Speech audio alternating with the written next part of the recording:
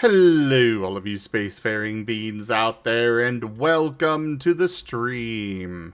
I am Razim, and this is Stellaris. And we're using the TF talkies today, so transform me to your heart's content. Uh, our previous empire failed horribly, so we started anew. Uh, our economy just tanked so bad. But hopefully we'll be able to fix it. And so far, it's not easy, but it's getting there. I think it'll be all right. You got Yeah. economy issues? Have you tried just printing money, SMH? Hardy har har. It's as simple as that.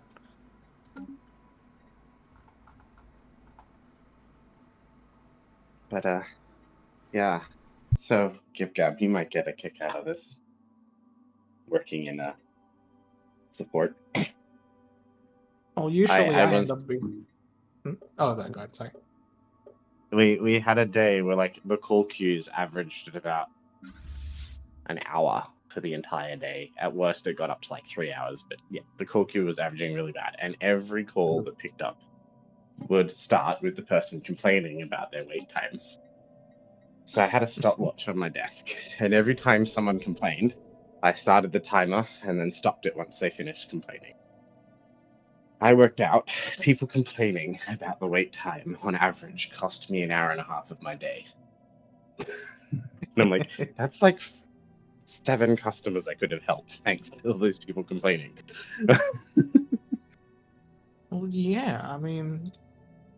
How dare you make them wait? Don't you know their time is valuable?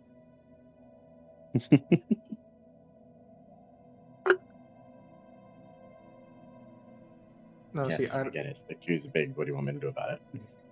usually I don't end up having to deal with queues or that. Usually I end up being the person who's like, oh, you spoke to someone previously? What's their name?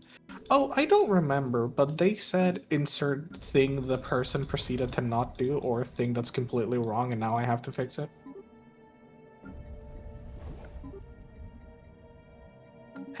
It's always the same person. I always know who it is. I don't know why I ask. I know who it is. And it's the same person every time. I ask I mean, out of cordiality, I guess, but like, ugh. yeah.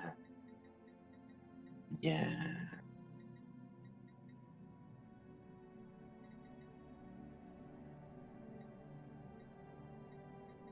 Support sucks because half the staff don't know how to do the job, the other half don't care, and then there's like 5 people who do everything.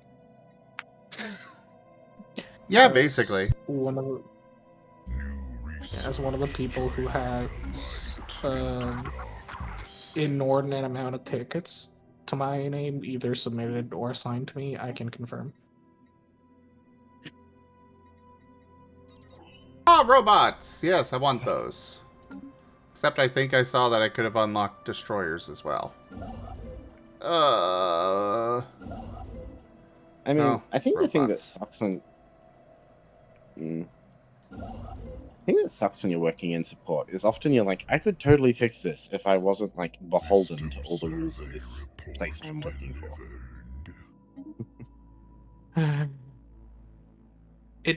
It's so difficult because like Like, I can fix this, but I need manager approval, and they won't get off their freaking ass. Yeah, like it straddles the really annoying line where like a good rule is good and you should always do it, right? Like, hey, be sure to get approval from your manager before installing this program or something like that, right? Like, okay, yeah, that makes sense. I can understand why you would want that. Don't install random applications unless it's on our list of confirmed, like, you can install this, that kind of, like, yeah, okay, that's fine, that's good. Is there a reason why we don't fix this? No, genuinely, most of the time, our rule ends up being like, if you can fix it, and it would take you less than 15 minutes to do it. Don't send it to anyone else because we don't want to waste their time because their time is more valuable than yours. If it takes more than 15 minutes, escalate it. Let a more dedicated technician handle it. Yeah, no, for us it would be like, I remember there was one person who their phone line kept cutting out and they had a heart monitor that relied on the phone line. And like trying to get their phone line fixed was like trying to pull teeth from the company I was working for.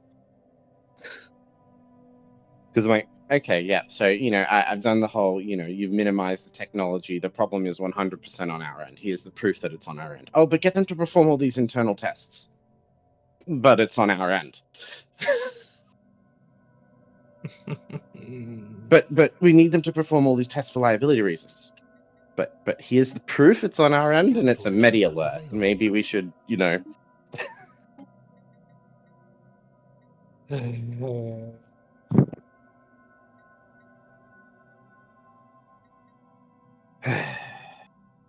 a lot of stupid bureaucracy.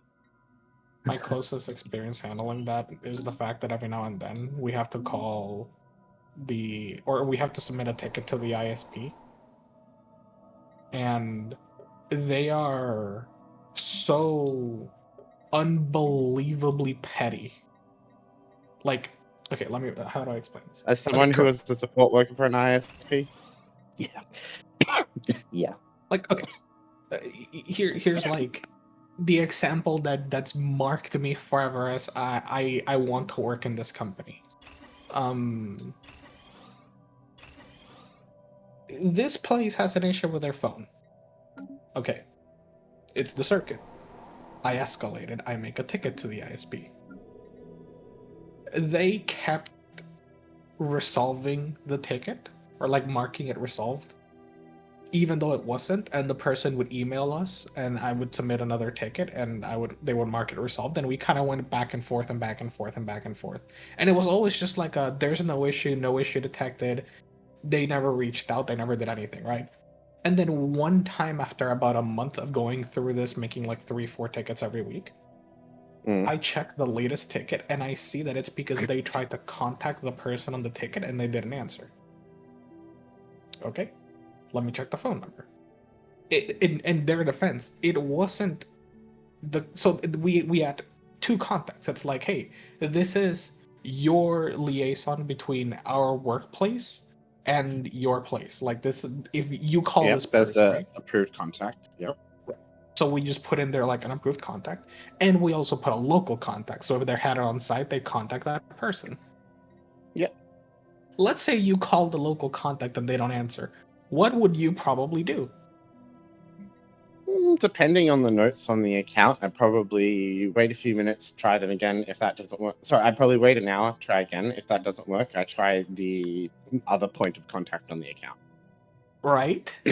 I would also send a period of 3 emails across the course of 3 different days, and I would try with varying my gaps to attempt to contact them 3 times with gaps of at least 3 hours between each contact attempt.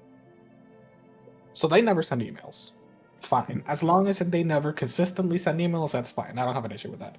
They never reached out to the second point of contact.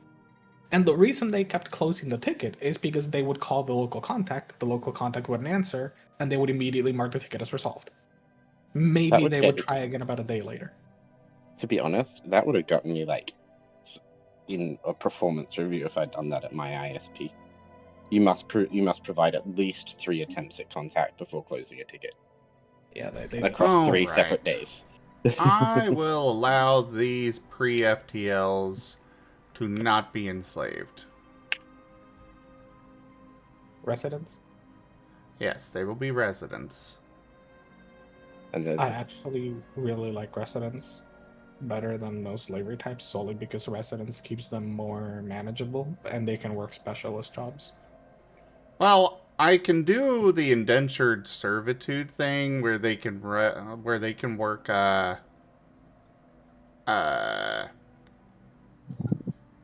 the indentured servitude allows them to work specialist jobs.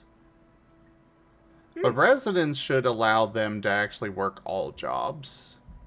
But also, they are tundra preference. and my dragons are volcanic preference. So instead of having to deal with the difficulty of, dealing with a species on a planet like that, I'm just gonna make them residents, and they can just keep doing their thing. Yeah, they can do their thing and help us out on any icy planets. Somebody keep this in mind when, like, 2 hours later, Zim is complaining that he has a lot of these people across a bunch of tundra planets and they're not revolting. And he has to put down a bunch of revolts in different planets. Well, I mean, they prefer tundra planets and Zim's dragons. Exactly. So they just melt the planets. Situation log update. You don't want to melt the planet, because the best way to melt the planet is to crack it open. Yeah. And then if you crack open the planet, you don't have people on the planet, because the planet now is a was-a planet, not a is a planet. Well, yeah. Sure, you put them. I don't understand the problem. The revolt's gone. Now you have all these raw minerals harvested lying through space that you could harvest. Unironically, one of my big issues with cracking planets is I don't think you get as many minerals as you probably should. Well, only because of the amount set flying.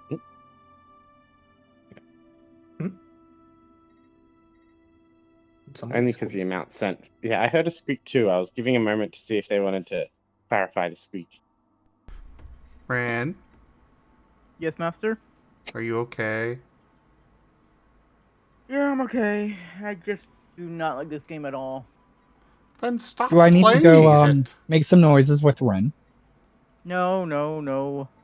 I made a commitment and I'm gonna finish it. To who? Yeah. Myself. You're not You know what? Hey. Ren, I can dig it. But at the same time, if you don't like it, don't play. It's a game. It's meant to be fun. Yeah. No, I'm committed. I'm freaking gonna do it. I'm gonna freaking beat this piece of crap and win. So I do have to ask, do gamers have a problem with a dopamine addiction sometimes? Oh, 100%. Have you seen literally any AAA game? They exploit that shit like none other. I mean, honestly, not even AAA games specifically. Mobile games game more than thing. anything. Mobile games, but also mobile games. Generally, when we're talking about gamers, we're not talking about mobile games. I would actually refute that assertion because I feel that if you include the global gaming community, mobile gamers actually make up probably about half. I think mobile games are the dominant gaming category in the planet. They are, That is actually quite but possibly true. They're casual gamers, and most of them don't consider themselves gamers. Well, yeah, but that's like if you're talking about like the global movie watching audience and you don't count people who only watch blockbusters. And either way, most of those mobile games I would not call games. They are cash shops with interaction. I also will have to say, in defense of mobile games, because I'm someone who is a bit of a mobile gamer as well, mobile games have come a long way. The problem is that for every good title, there's about 5,000, just give me money. Yeah, like sloppy cash shops. But there are actually some very good mobile games out there, and a lot of very good games are being successfully ported to mobile that aren't, bad. There are a lot of bad ones, but yeah. I haven't seen too many, but also a lot of those games I do know have not been performing very well. Yes, there are games like Slay the Spire that are getting ported to mobile, but they get basically no traction. Actually, I'm Well- pretty sure. I'll let you go, Gab. Sorry, I'll speak second. Yeah, no, like Slay the Spire, if I remember correctly, did make a bunch of money from mobile alone. And it's like, I mean, obviously, if you're gonna say like, oh, compare Slay the Spire to like one of those perennial, like a Clash of Clans, obviously it's not a lot of money. But for a fairly small studio, you know, a $10 game on an app store is not a bad amount. I think they had like 1 million plus downloads on Google Play, and if they get like $3 or $4, that's a few $1,000,000, which is a decent amount of time. A decent There's amount of money. also, I know that a lot of the MMO ports that are happening to mobile are actually doing stupidly well. Mhm. Like the Final Fantasy 14 MMO basically mobile version basically opened up China to being able to play it, and it's like actually more profitable than the PC version now. Well, unironically, like China is one of those huge blind spots in the gaming market because it's a huge gaming market, but we don't have a lot of good data on it, like publicly accessible.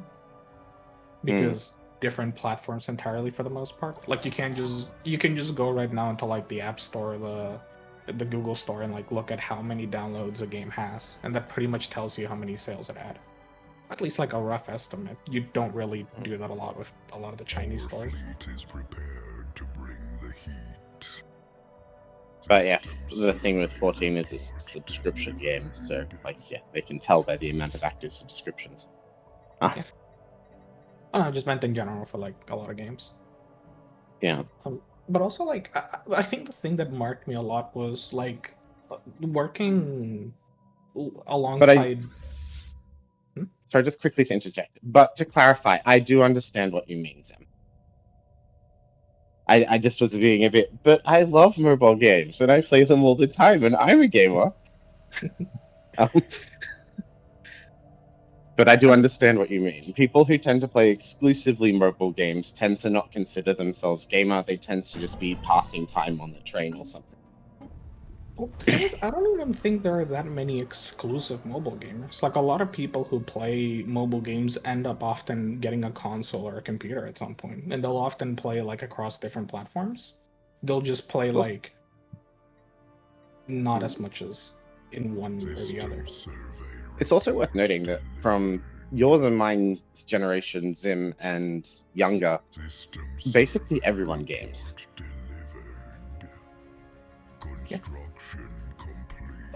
That's actually what I was gonna say. Like one of the things that's marked me a lot is because nowadays, like a lot of the people I'm working with are basically like 30s and younger. Everyone plays games, and literally almost everyone I know except me and one other person, they all do a mixture of console, PC, and mobile gaming. Like you'll see them and they'll be like, yeah, I'm playing this really obscure RPG that's renowned for having like hundreds of thousands of individual lines of dialogue, including like massive stories, and it's this cool indie game that I've been binging for like 2 months and I still haven't even gotten halfway through it. Oh, well, what do you do like when you're chilling at work? Oh, I play like Honkai Star Rail because I really like the story. Yeah, I've also sunk like $100 into it in the last month, and you're like, these are two things that normally I don't associate with each other. Like you have someone who will go out of their way to play indie games that are like renowned for their writing, but then they like the gacha game. For me, the big one that got me hooked on mobile gaming was Simpsons Tapped Out. I probably spent about $1,000 on that game. Well, that's what I mean. It was something to do. It was when I was on the train or on the bus or like idling at work between calls. It was just something to freaking do, and it was fun and it was cute.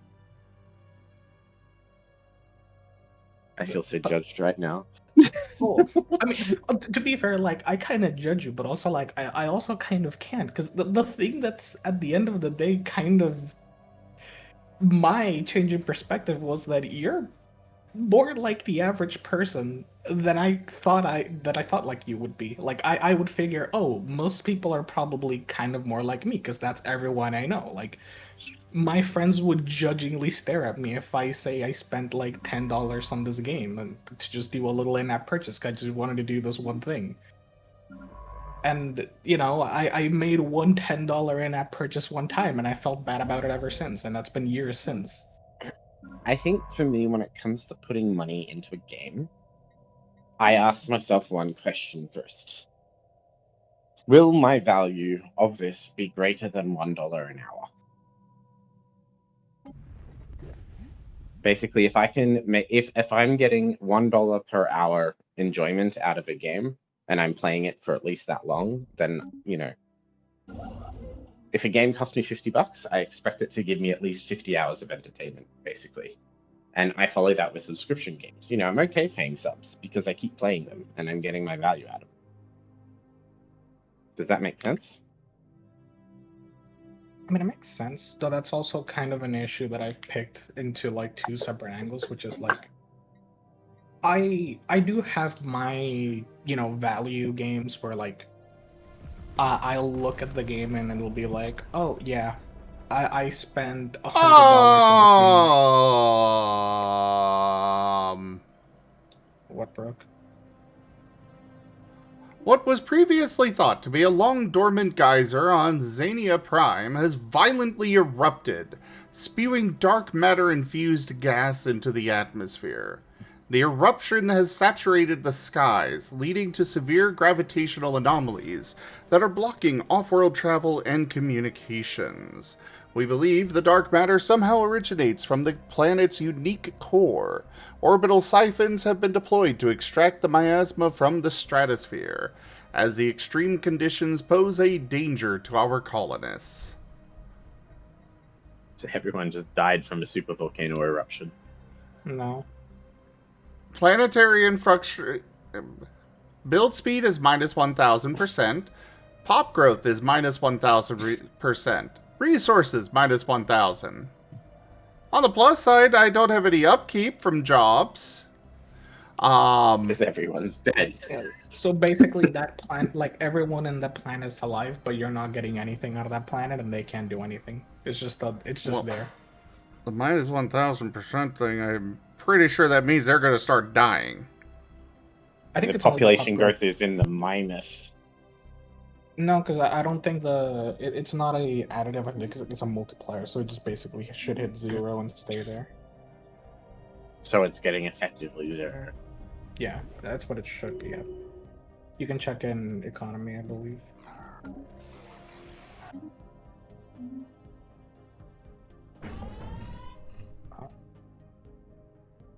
Well, hopefully that wasn't. And now the planet has low stability. Gee, I wonder why.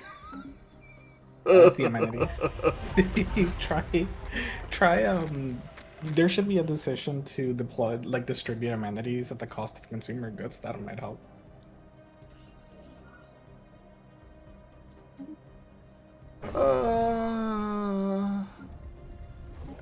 I mean, Irvas, I did tapped out free to play for a very, very, very, very, very long time. But I think after I spent like 4 years on the game, I was like, you know what? I'm okay with buying a bundle of donuts once a month.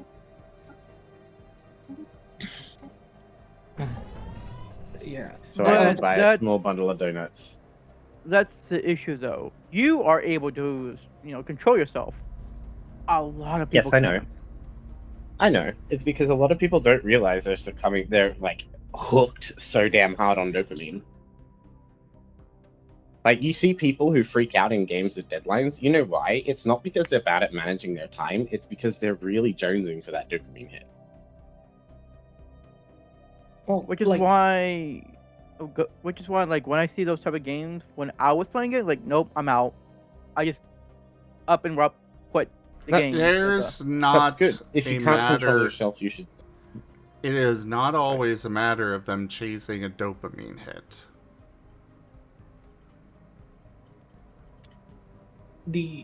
There is a lot of there is a lot more to it than just that. So, in fact, it is... Yes, but it's a trained behavior. Yes and no. It is brain happy chemical, but also, like, for one, the game is specifically designed to hook you with the exact same predatory tactics as every other predatory industry.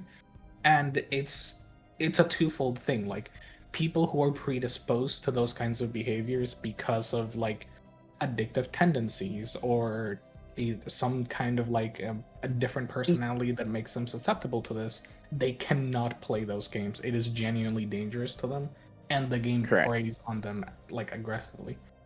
But also, even for people who aren't, a lot of those games do train you and lean you towards those things to the point where it becomes in and of itself a learned behavior, and they deliberately do this. Like, it's not like you casually play games and you become, like, you seek for the dopamine.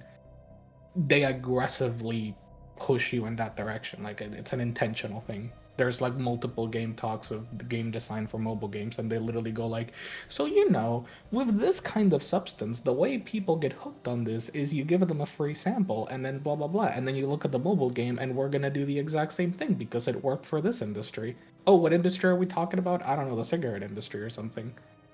To not give a more to give a Twitch appropriate example. Yeah. So, like, yes, kind of, but also not really. It's I get I'm being oversimplistic. I'm not sitting here, but it is the driving factor that causes one of the main drives that cause the behavior around it is the predisposition to the addiction to dopamine. Yes. But it's not the only factor. It is just a very, very strong factor for a lot of people who have big problems with FOMO. Well, FOMO's like, FOMO is partially that, but it's not just the FOMO. It's Like, from the FOMO, other side. well, FOMO's just like one of the strategies, but it's essentially the same underlying behavioral concept amongst many of them. I just think FOMO in particular is kind of cringe because, like, it's so deliberate. Like, you don't have to do. Oh yeah. It's just for the people it works on. It's brutal. Yeah. Yeah. That's why I've always been on the boat that those kinds of things, those kinds of, like, design decisions need to be banned. Like, I just don't think they should be allowed, period. Mm.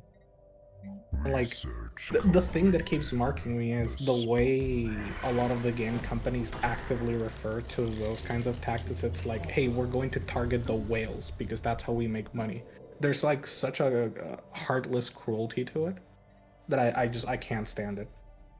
It makes my blood boil whenever I hear one of those talks, and it's like, so we've figured out a way to extract more money from the whales by using this kind of specific marketing technique. And it's like, no, I hate you. Yep.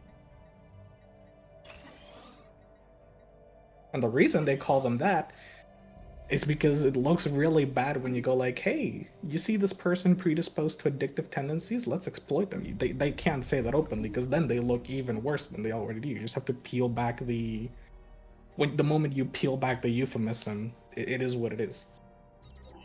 I hate those people.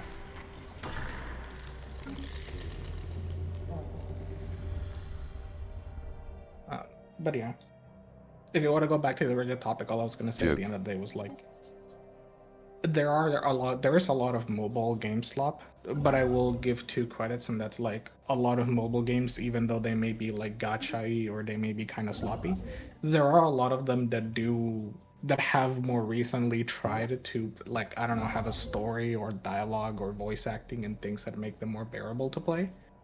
And I genuinely can see why some of my friends like play those games, because it's like, why would you play this game? It's kind of boring. And they're like, no, actually, look, it has like its whole campaign and everything.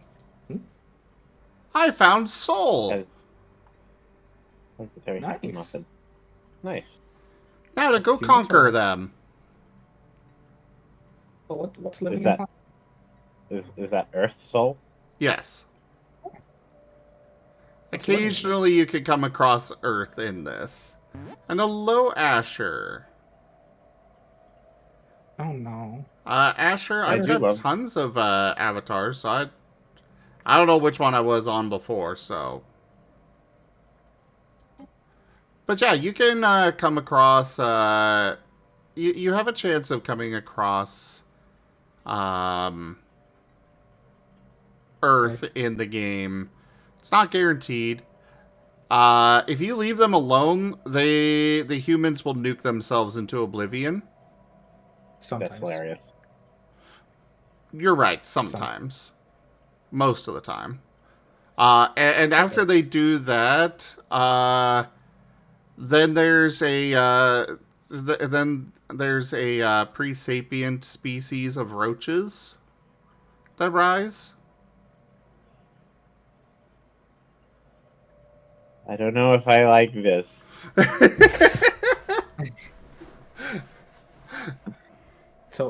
So it's not that they necessarily do it, it's that there's 4 possible spawns for Earth, where it's either like you find them in the medieval age, you find them in the material age, the machine age. And there is, funnily enough, like a specific achievement for that. If Earth is already in the early space age, then they can become FTL and they become the United Nations of Earth. And if you don't find any of those 3, it's because they're a nuclear wasteland, and then there's the cockroaches.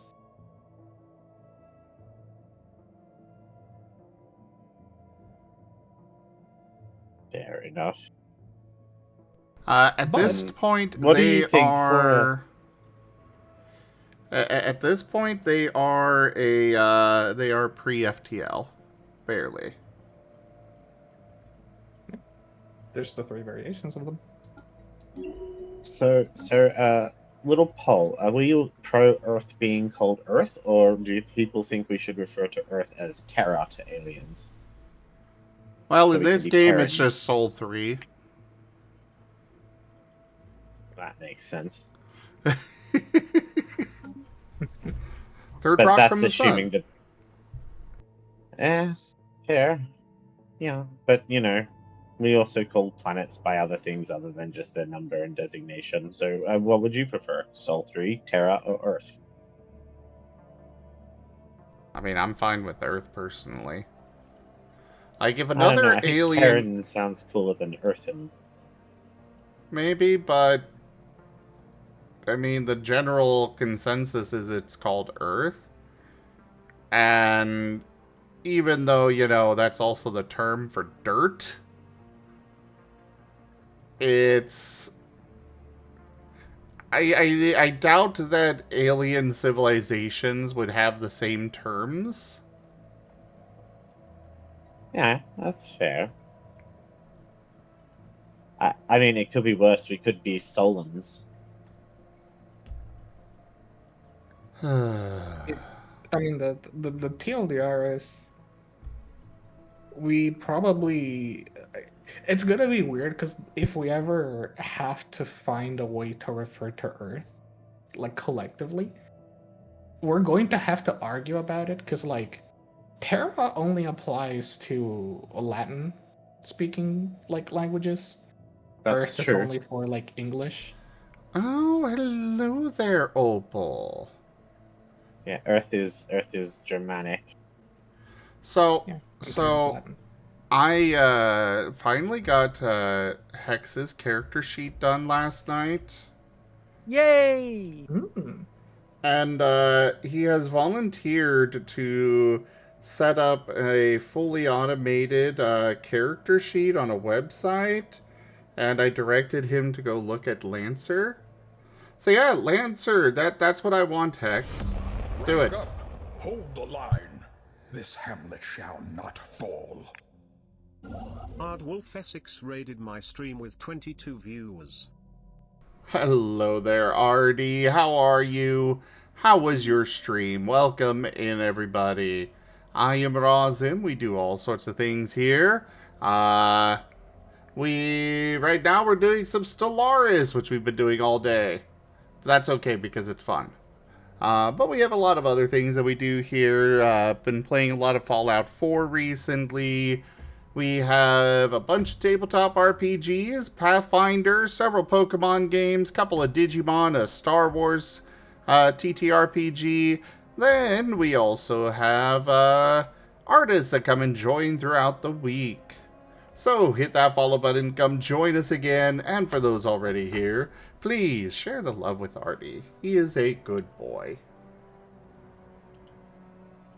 And, Artie, make sure you go get that shower.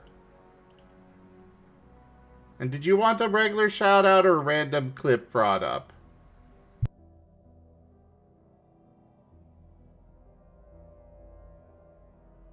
Joke.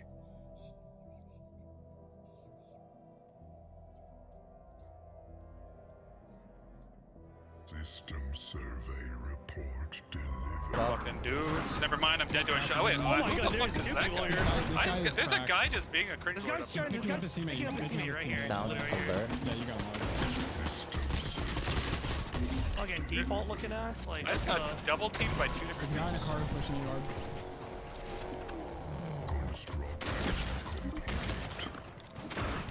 One in the building behind you. Ew, default cringe.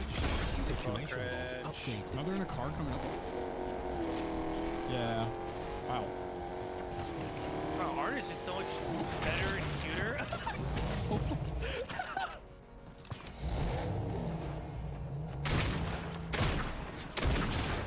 I'm crawling as close as I can get. Oh, art is Let's better. go, Ard! Oh my gosh. Who needs to dance? both the same Get Dutch. level. Just get Dutch. Yeah, you're close Okay. to Dutch. I'll get as close as...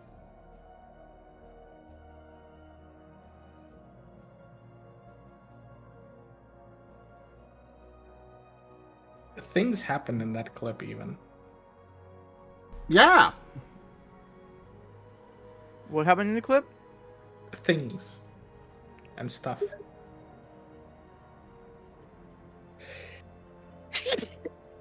Bless you.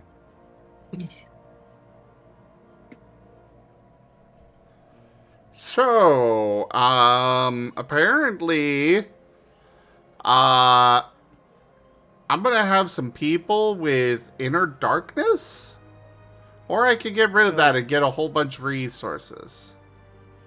But I kind of want to see what this inner darkness does. Dark. Darkness.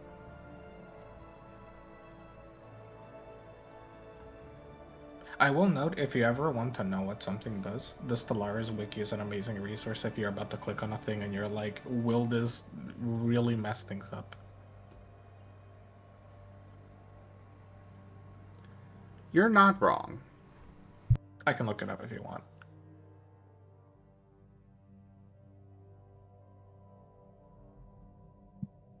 I've already got it up. Oh, boy. Plus 0.1 dark matter per 100 pops. Oh. So, I can have a constant source of dark matter, or purge it from them and just get 2,000 flat. I'm gonna go with the constant source. Yeah? That's insanely good.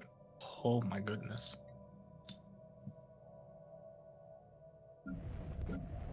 You convinced me I'm playing Stellaris. I thought you were already playing it. I was about to play and then I said I wouldn't play it. I was like, well, internally I was like, no, I'm gonna keep playing Slay the Spire 2. I can't go play Stellaris again. But you've convinced me to just like look at what you're playing and basically do that. At least some variation thereof.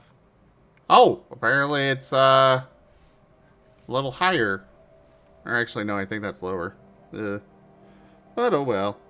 Construction complete. But yeah, I'm okay with more people with that, yeah. Breed, my pretties, breed! Somebody help him. Complete.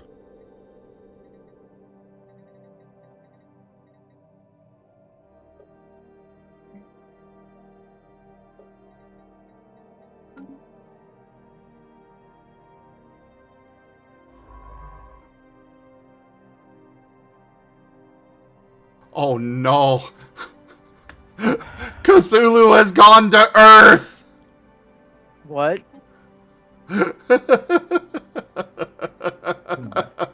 How? A Cthulhuid went to the Sol system. Yay. And it's just funny, the idea that Cthulhu went to Earth.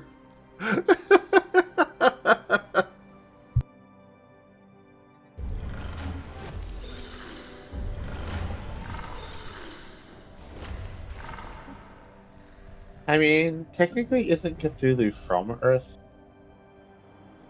Well, not really, because he's an old one, but it's like, doesn't he live on Earth the whole time? He's just like asleep at the bottom of the ocean. Oh, god damn it. They managed to become a proper civilization before I got in there and conquered them. Aw.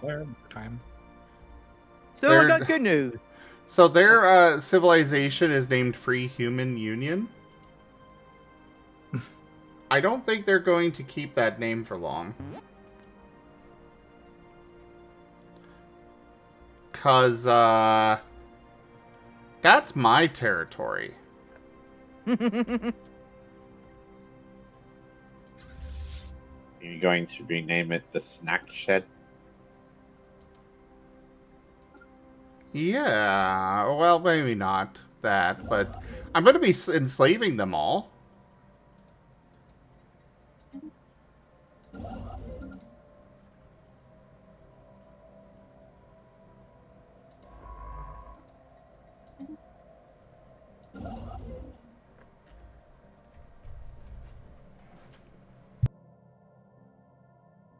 So, what was gonna say that I've beaten all of Sora's side of Grimlock Distance.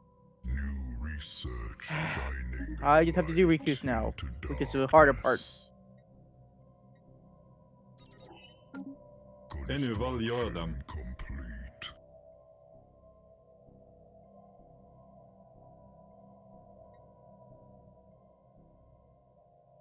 Oh, they've got a Casus Belli on me.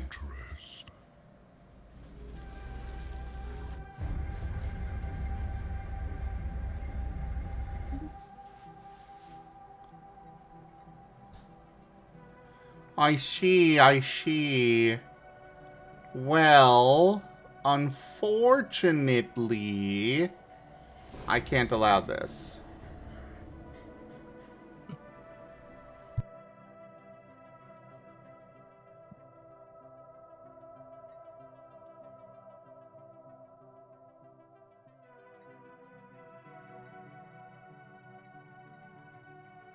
Situation log updated.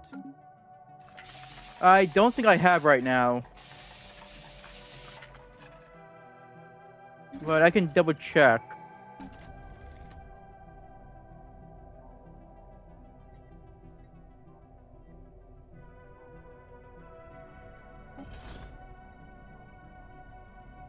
Wait, I can't counter.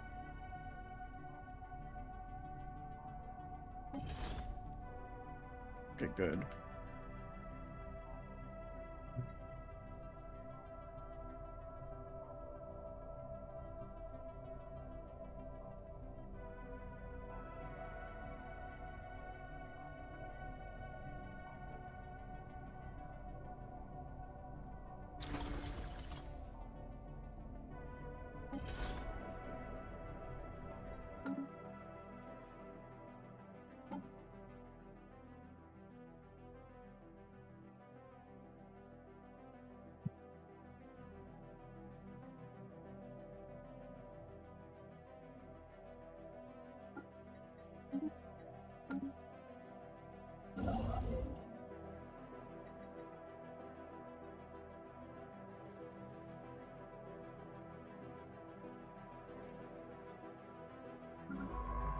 Communication lines are running hot.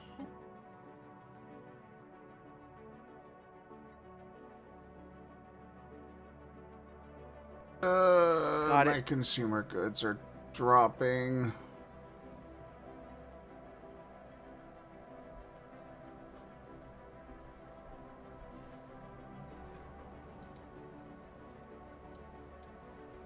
If you have any spare planets, it genuinely might be worth to get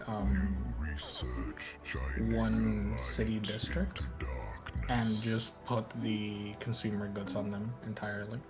I'm working on it.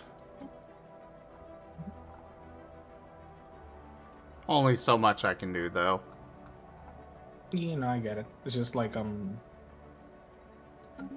because like the main trade-off early on is normally you would be making more districts, but if you can just take like one district that has available jobs and just put like 3 safe goods producing factory buildings on it, that usually can get you through a fair chunk of the early game.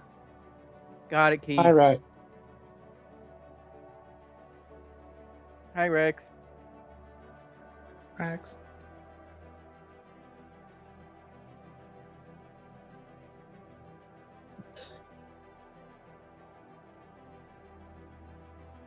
I don't know if I want to play the like nanomachine robot hive mind or wilderness. Wilderness looks scary. Oh. Dude. I hate the biology ships. They're so awful.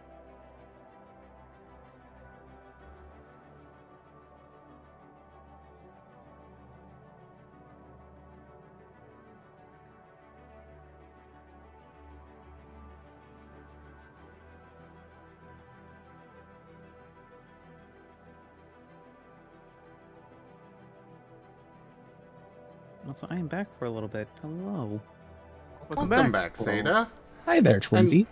Yes, Ido. Don't judge me, Ido. Judgment.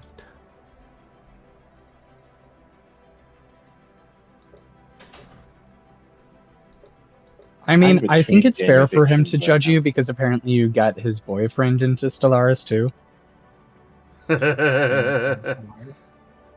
Poggers?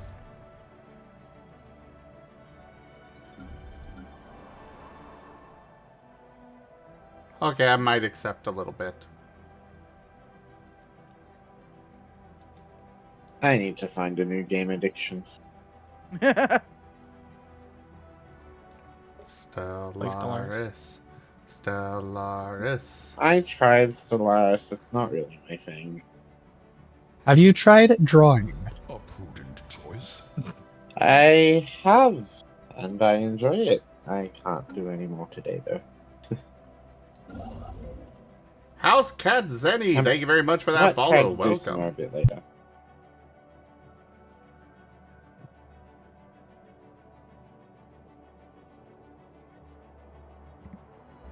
There's another kitty.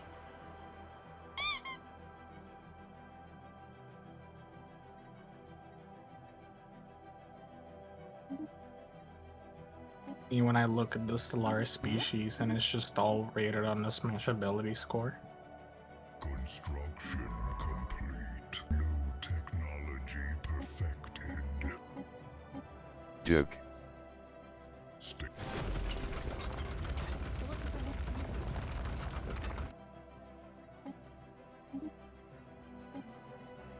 All right, we have robots.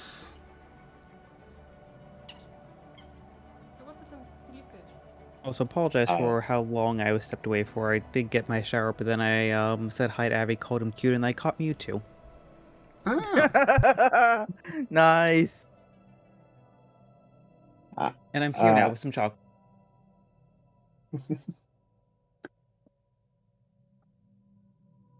I mean, I would say blokes is masculine coded, but it can also be just referring to a collective group of people, much like how when people say guys.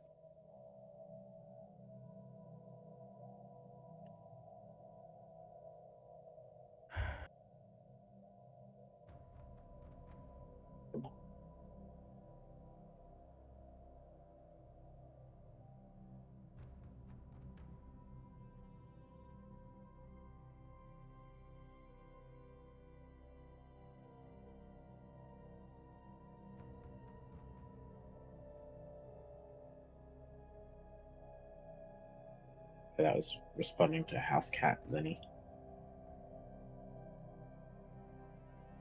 I'm confused where the bloke thing came from. To be honest, me too. But I thought I'd respond. Fair.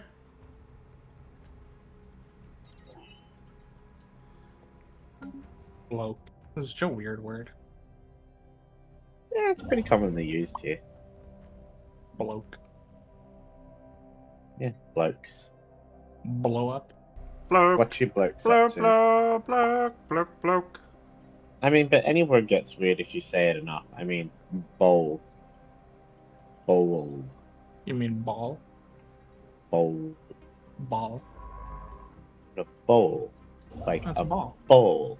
Like the plate. The bowl. Oh, you're going bowling? A bowl? Bowl. Yeah, but you're going like bowl. Where is this convert? Bap you both. Just bap you both. I'm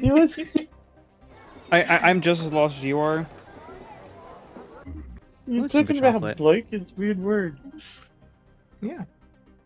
Any word's weird if you say it enough. You're weird if you say it enough. Mow. I mean, You're I'm both just weird weird. if you say it enough. You're weird. I know I'm weird. Don't take away my weird. Weird is all I got. That and my sweet sense of style. No. Mow. Denied.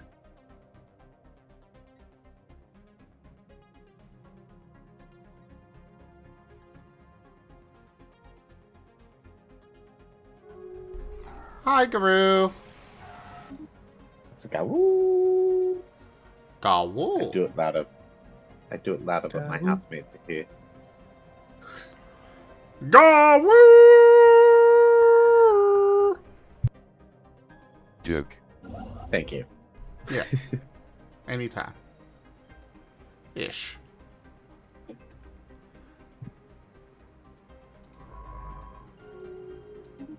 That person's gonna get their finger bit.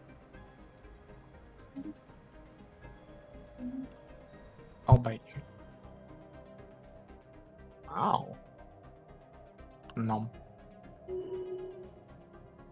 System survey report delivered.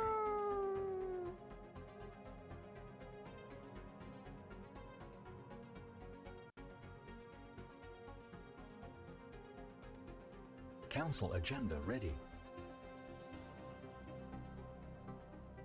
Moderation. This looks complicated.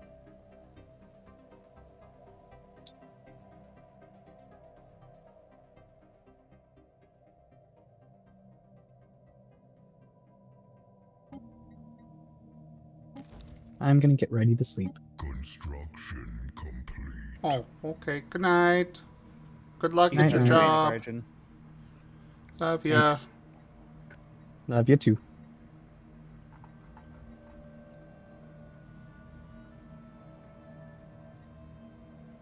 We are not regionless. I'm aware. I am sad. Bigly sad. Ode to Red Panda.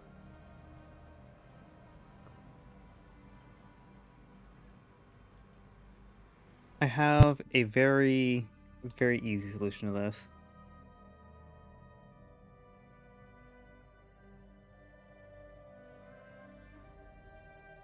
Hmm.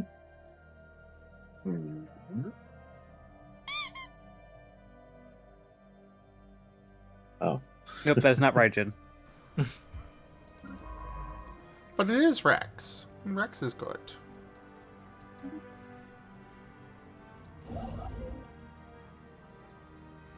How could you let him leave, though? How could you do this to me, Ren? I'm sorry. Oh, Huh. it's a Whiskers. Lickers.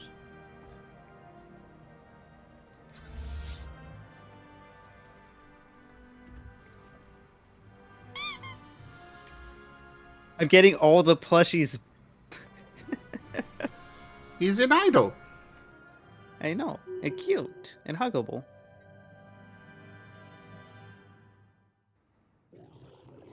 He's not giving you Raijin. I'm trying so hard. I'm trying within my power. I'm just imagining the Good Place Janet. Do you have the file? Yes. For sure it's not a cactus. Oh, the Good Place is so good. The flames of war.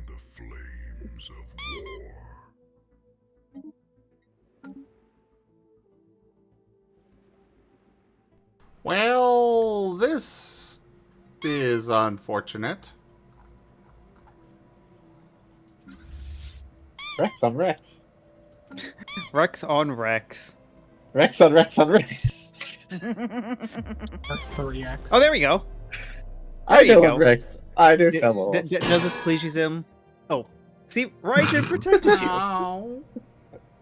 Raijin, look, Raijin cushioned the blow. Probably.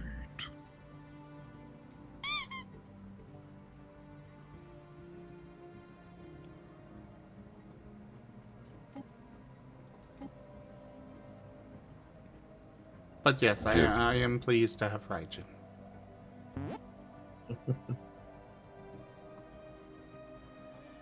But this does suck. I accidentally had my fleet inside their borders and declared war. And then now my fleet is missing in action until who knows when.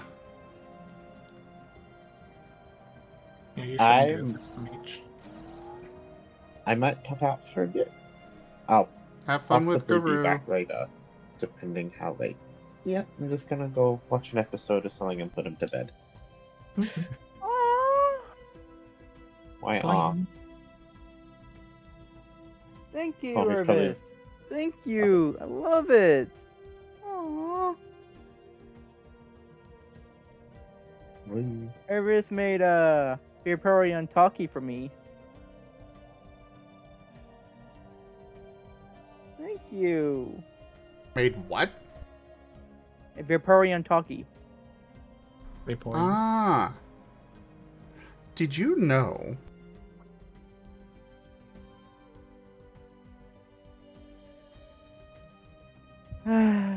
Yeah, go on, finish it. I dare you. You want to bring it up? Go ahead and finish it.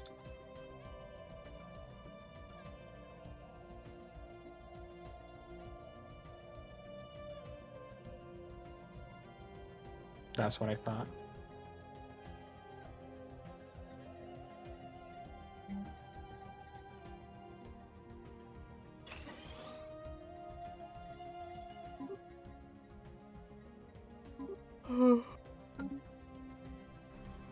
Excuse me.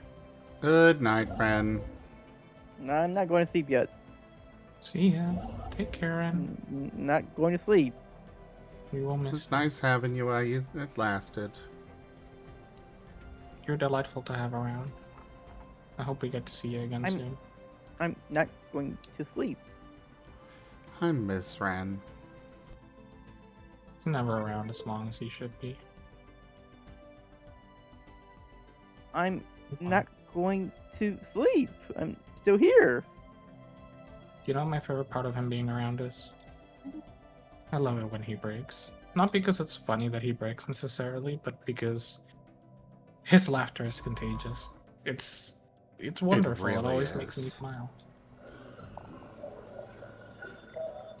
And you know, much as we may give him a little bit of shit, Ren genuinely is wonderful to have around. I hope he comes around more.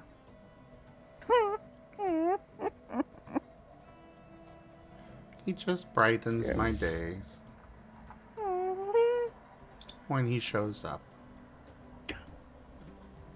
Are you playing on an elliptical or a ring galaxy? I'm playing a spoke galaxy. Oh, so you're going for that kind of size. Okay. What was that? Interesting. Yeah, like I thought you were playing on a small galaxy. You're playing on a medium? Yeah. Or large? I'm playing medium. Understandable. What was that? Understandable. System survey report delivered. Construction complete.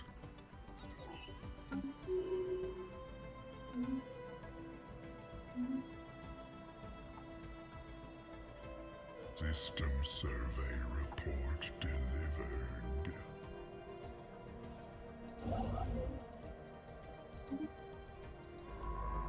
New technology perfected. Bring magic weapon. Okay. Thank you for letting me know, Key.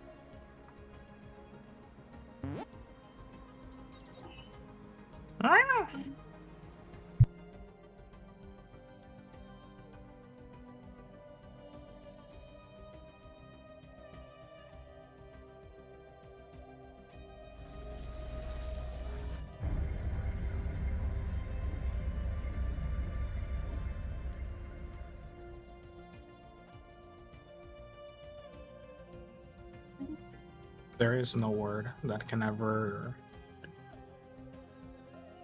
describe how much I'm still disappointed and annoyed by storms. Yeah, storms can be really freaking annoying. I basically disable them by force. I just don't like them. Ooh.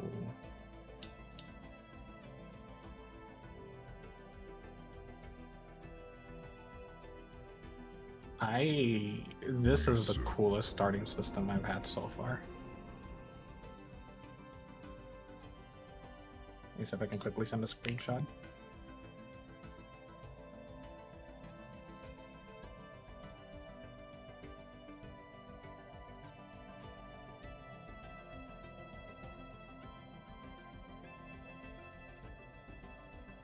Situation log updated.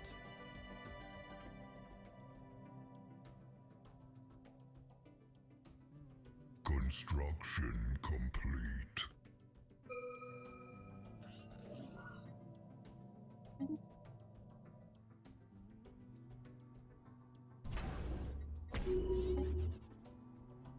I should really strengthen my borders.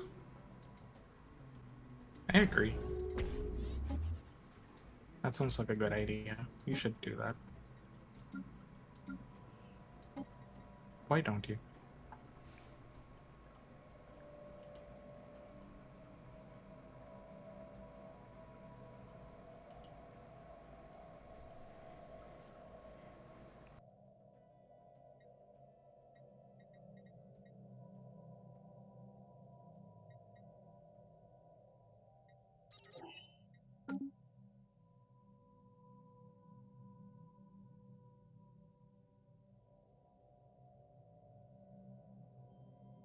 You know, if there is something I am extremely thankful for with the new GPU, it's that I swear Stellaris runs unbelievably fast with it. Like, I unpaused the game just now for literally less than a minute, and it's already a year that's passed. I know it's early game and stuff, but like, goodness. It's so quick.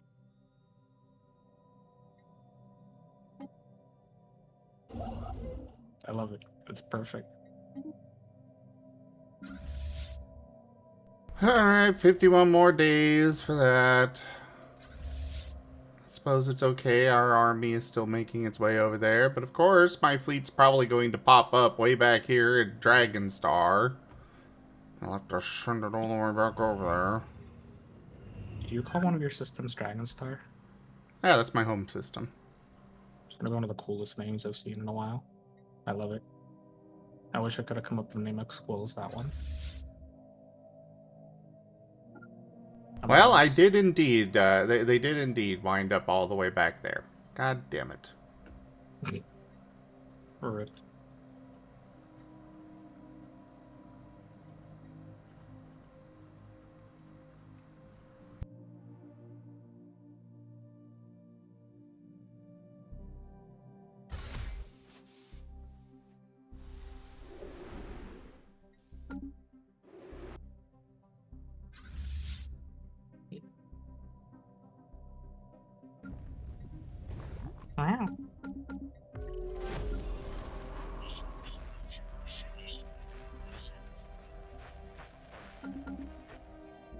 Construction complete.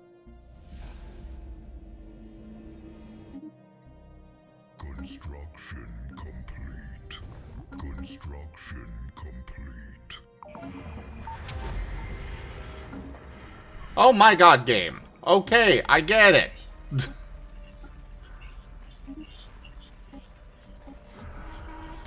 There's a bunch going on. Okay.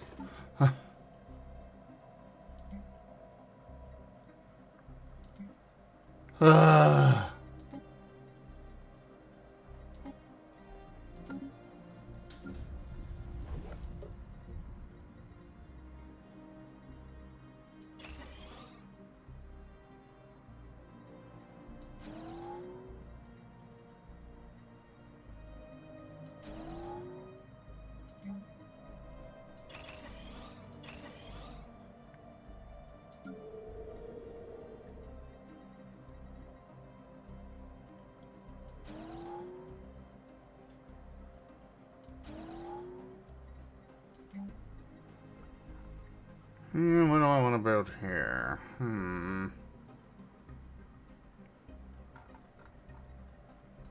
Ah, robot assembly, yes. Actually, I should go add that to everything. Oh, Why not? I lovingly hate this. Oh. Sorry, I have now understood how to play this thing, and I hate and love it at the same time. Well, what is it?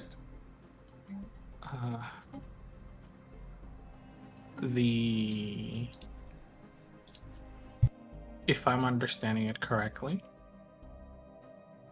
you don't have pops per se. You get biomass. So all of your pop growth or pop assembly is instead biomass. And what that basically means is instead of you needing to have pops, your combined biomass is all of your pops, I think. Good night, Irvis.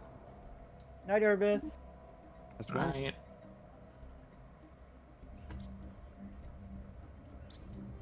Situation log updated.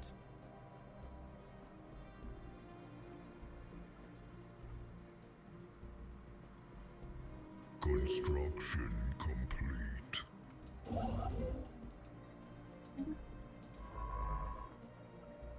Construction complete. Oh, hello there, other empire.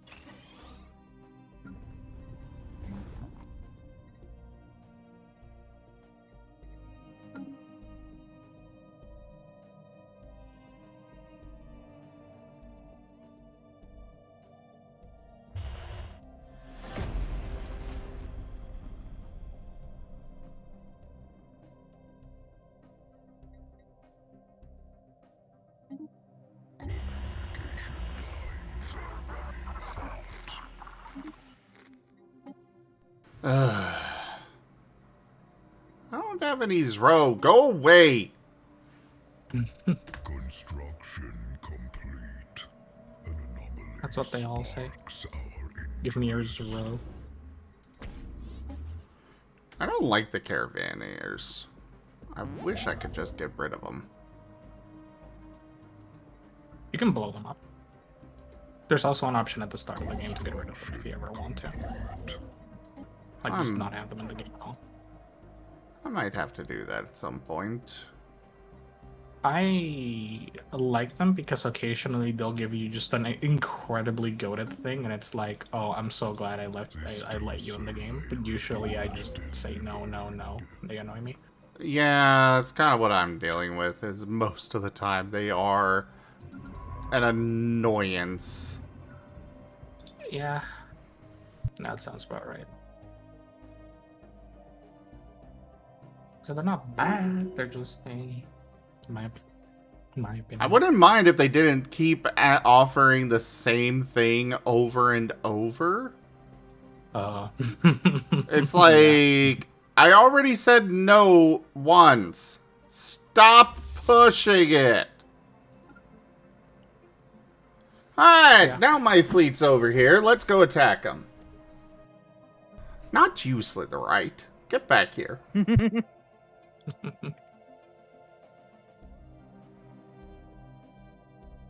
Construction complete.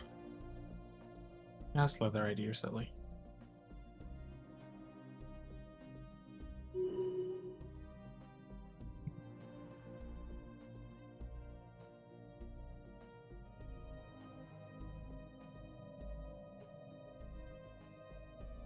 Lighting up hostile fleet.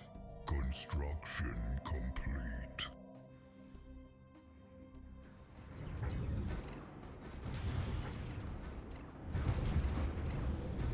System survey report delivered.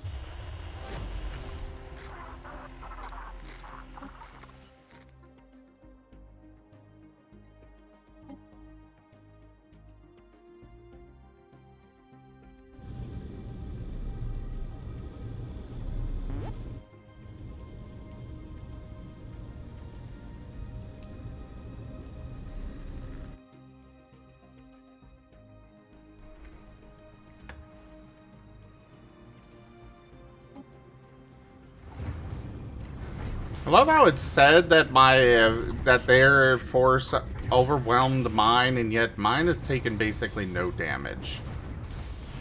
Fleet power is not a real number. That's actually genuinely not even a joke. It's the worst part. Like, I can count probably with my fingers and toes the amount of times I should have lost the battle to fleet power alone, and I still ended up completely destroying it. Like, you know the Unbidden? No.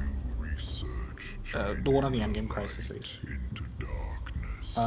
For, like, basically to keep it short, one of the endgame crises really likes using shields, and because of the way the ship AI was balancing out, I was handling a fleet, and it was like the corvettes were basically the only thing that had point defense, so they could shoot down missiles and strike craft. Depending on what I was fighting, I would just switch them out. And they were meant to eat up a bunch of enemy fire because they would be able to avoid most of the enemy fire. They just dodge around it. The destroyers were equipped with long-range artillery, and they were set to the artillery behavior, so they stuck to the back. So I would put an artillery on them, and I would put a medium-sized plasma. The cruisers were front line. They were, like, literally, I would set them to the line AI behavior. I would give them good shields, good armor, and only plasma, because the battleships would be the other thing equipped with kinetic artillery, and they would be set to artillery. So artillery destroyers and battleships equipped with kinetic, ship of the line cruisers, because they were tough enough that I wouldn't lose a lot of them, but they were cheap enough to replace, and corvettes for screening. It worked against every other AI, and then the endgame crisis came along, and I started to notice a pattern that every time I fought them, it would be like, oh, so because I upped the difficulty, they're at like 200,000 fleet power, and I'm at 70,000 because I was being lazy and I didn't prepare enough. Okay, I guess I lose this. And then I fight them and I see that my fleets keep winning, but the only thing that survives are the destroyers and the battleships. And that was basically what happened, because I put them on, because I put them to be artillery. They would try to target the destroyers, but destroyers were too fast and too evasive. And when they would target the battleships I just fully equipped them with shields, and they would survive because this crisis is really bad against shields. And because they were both equipped with full kinetic artillery, they would destroy the endgame crisis's shields. Corvettes wouldn't work because they would get instantly one-shot, and cruisers were too slow, but not tanky enough. So I would be running around with like 100,000 fleet power of destroyers and battleships in one fleet, and beating out 200,000 worth of fleet power without taking a single loss. And when they congregated like 3 or 4 fleets and totaled up over 500,000 fleet power, my 100,000 would end up as like a 20,000, but they would still win the battle. Construction complete. In short, fleet power is just a number. You can just ignore it. Don't let anyone tell you otherwise. It is still a decent indicator of what to, at a glance. The way I see it is it's a decent indicator at the start of the game. Like up until like the mid game, it's a pretty good indicator. After that, it depends way too much on what specifically you have equipped. Because a fleet that counters yours, the fleet power doesn't matter. You just get countered that hard. Like if you're running with a ton of shields and big ships, and I run missiles and torpedoes, and you don't have any point defense, you're just gonna start losing to like corvette and frigate, torpedo, and missile spam. An anomaly sparks our interest. But you're right. Like up until you can afford to specialize pretty hard, it is a good indicator, especially against like creatures, like just AI creatures.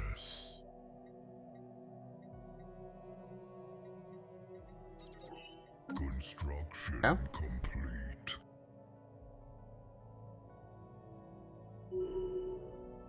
Hello? Hello? Yes? You just kind of stopped mid-sentence there. No, sorry, I started reading something, I got distracted. Okay, look, I started playing. What do you want me to say? You can't have me on this. That everyone is super awesome. You're awesome. Heck. You're awesome. Seda is very adorable. Yee. I'm very much friend. Double hack. Friendship? Friendship indeed. Yee. Heck.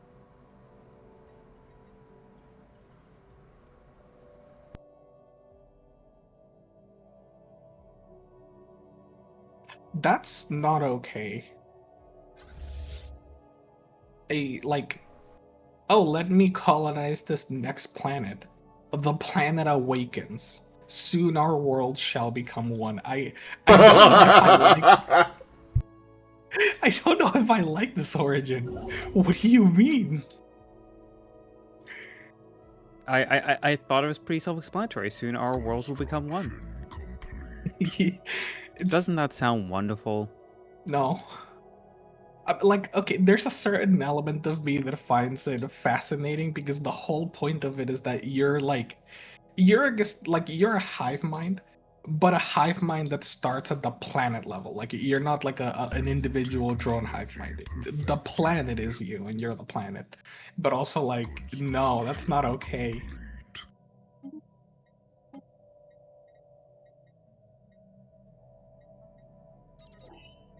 Oh, look at that instantly. I found the best terraforming tech that I possibly could have. Thank you, game.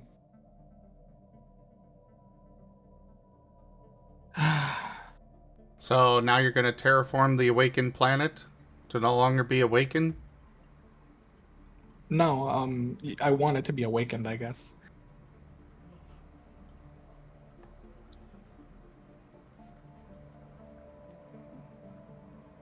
I think. I don't. Oh no, you're going to basically give your awakened planet a lobotomy. Well, I mean, I have to terraform it to like take it. Like the only option I have is to terraform. Oh, I can expand the planet size. Excuse me. You mean I can grow planets? Oh God.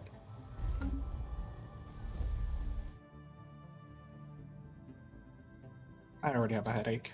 Why did I play this? It was not my fault. Yes, it is. Nor was it mine. You're to blame. They all keep blaming me for this.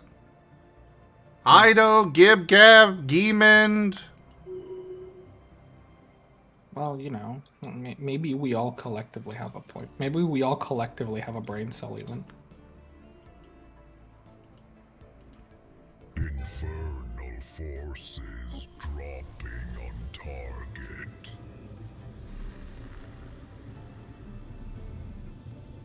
You know what? I didn't want to expand in this direction anyway. I'm not just saying that because I ran into an empire where I was intending to expand. Another planet to fuel our empire.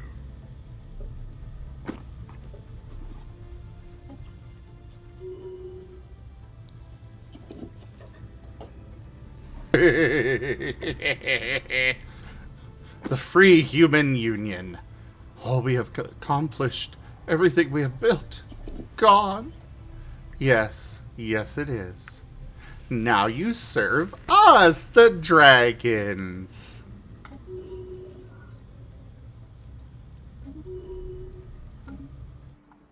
They're not very free now, are they? Nope. Or human. Well, they're still human. They're just Not for under new management.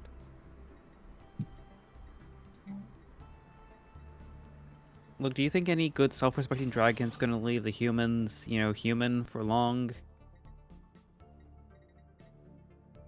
Probably just depends on how expensive it is to unhuman them.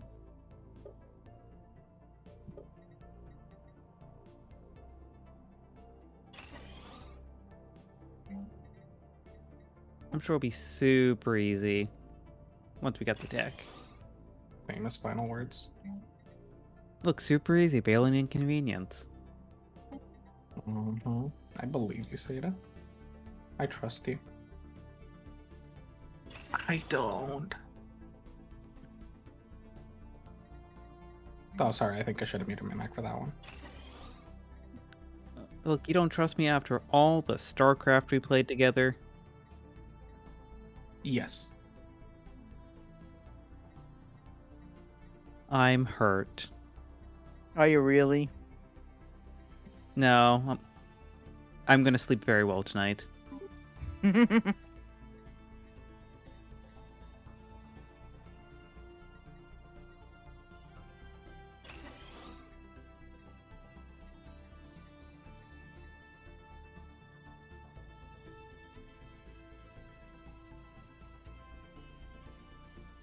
Well, yes, satirical. This is all part of my horde.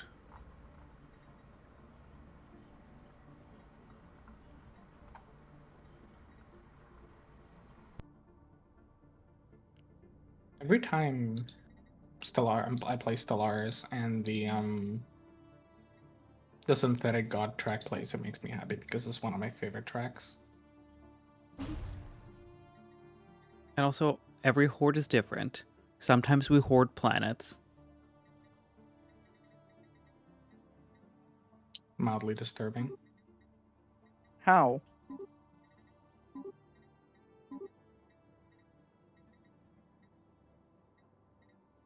I guess you just do it. It just works, little lies, stunning shows, people buy, muddy flows, it just works. System survey report delivered.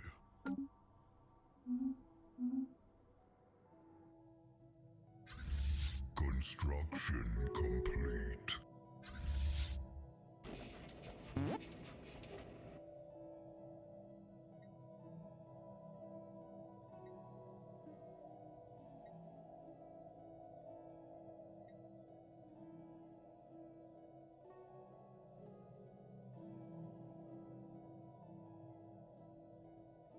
Wolf Sage, I disagree. Hello, Ismail.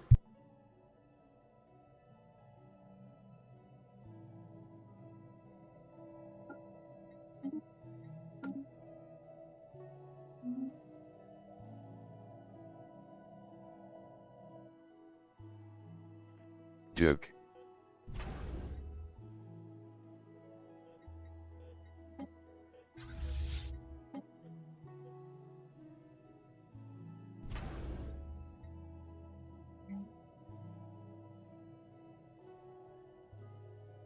Our fleet is prepared to bring the heat.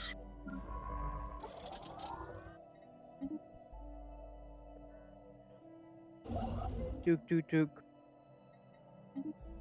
Duke, Duke, Duke. Duke, Duke, Duke. Duke, Duke, Duke, Duke. Duke, Duke, Duke, Duke. Duke, Duke, Duke, Duke, Duke, Duke, Duke, Duke. Duke, Duke, Duke. Duke, Duke.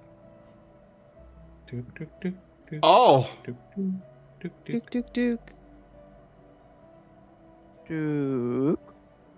Apparently one of the other empires, did nothing to...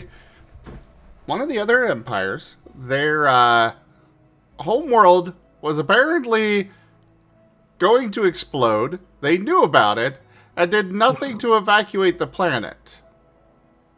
Oh gosh, I've played that Origin. It's so much fun. I want to try it at some point. Oh, you should. It is a very unique challenge.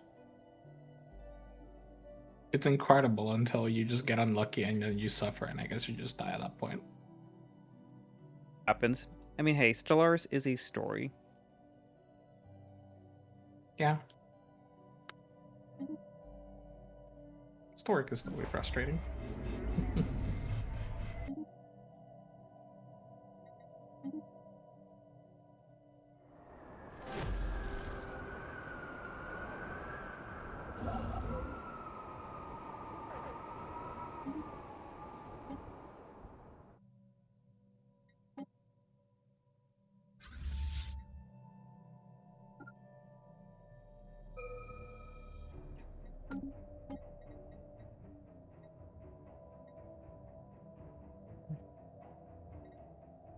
Actually, oh gosh, I know when I played that.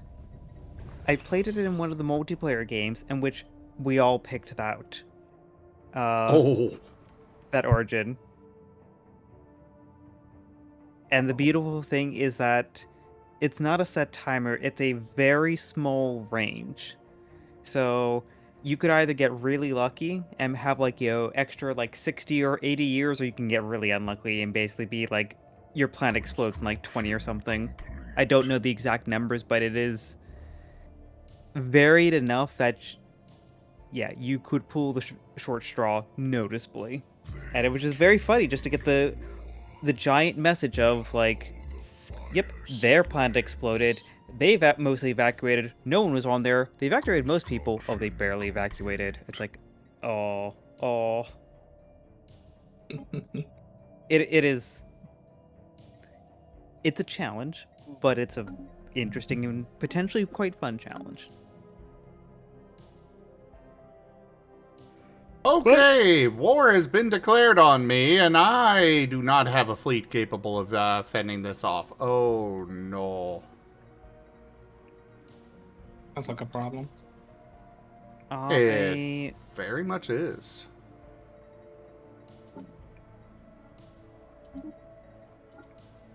I wish you the best of luck, because I need to go to bed now. Good night. Night.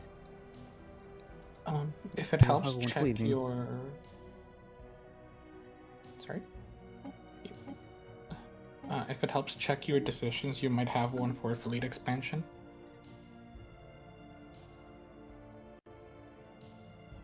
Are you producing advanced resources at all? You mean strategic resources? Only dark matter. Right. Who are you fighting? What was that? Who are you fighting? Theocratic dictatorship, honor-bound warriors. Apparently they want to... Huh? How strong are they? 4.2k. My fleet is 1.6. Good luck. At most, all I can recommend is upgrade star bases and make them defensive, and then plant your fleet on top of the star base and hope they attack that one.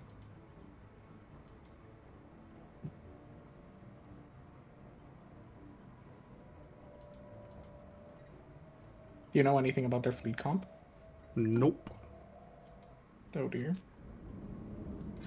Good luck. Might end up being a revenge campaign. They're trying to force me to accept their ideologies. That sounds annoying. Yeah. That's because it is. I know it is.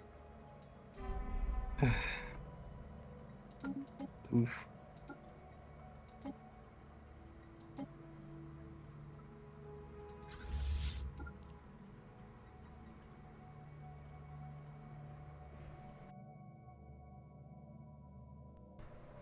Aggressive spiritualist empire? Yeah.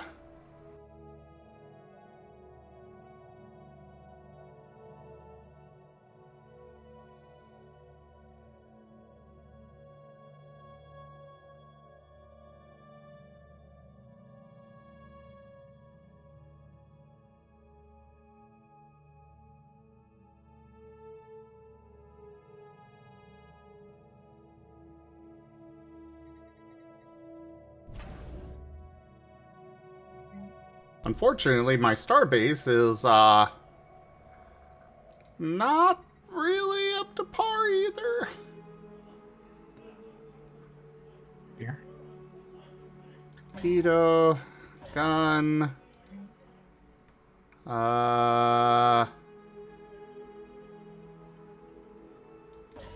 shield hit points down.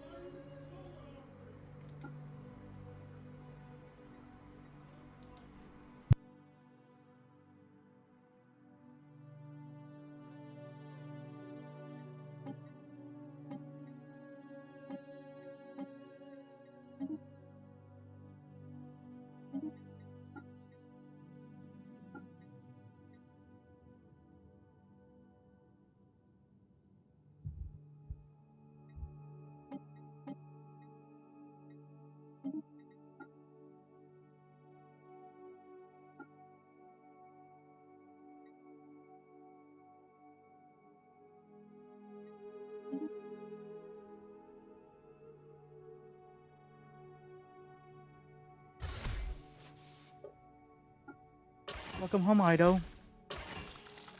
Welcome home, Fluffy. Pat pat.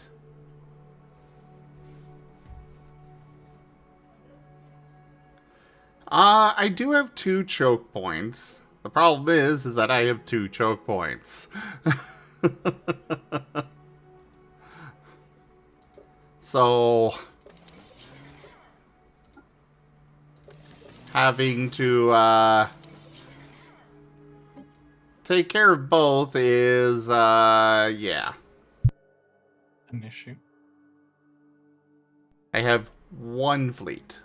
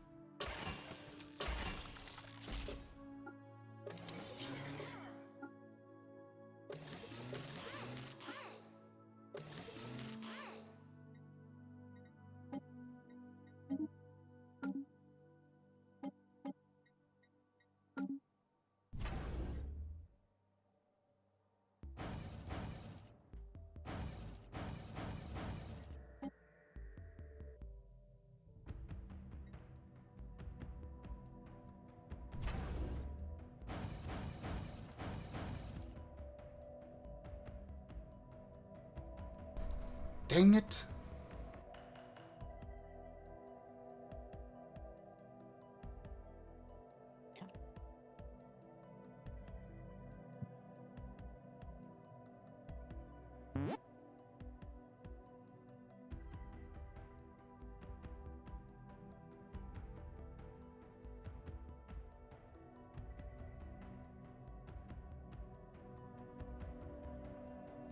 don't you there. This is my choke point. That's right, my choke point. Stinky.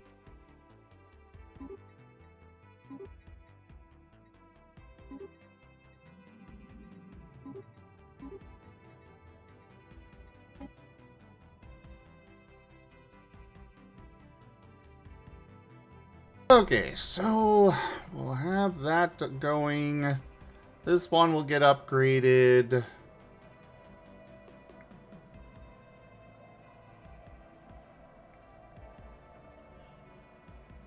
I marked the... I should not have done the... I did a dumb. I marked... or I claimed their capital, their home world. Because that means that I'm going to need to fight all the way over there to claim victory. And, I ain't got the resources for that.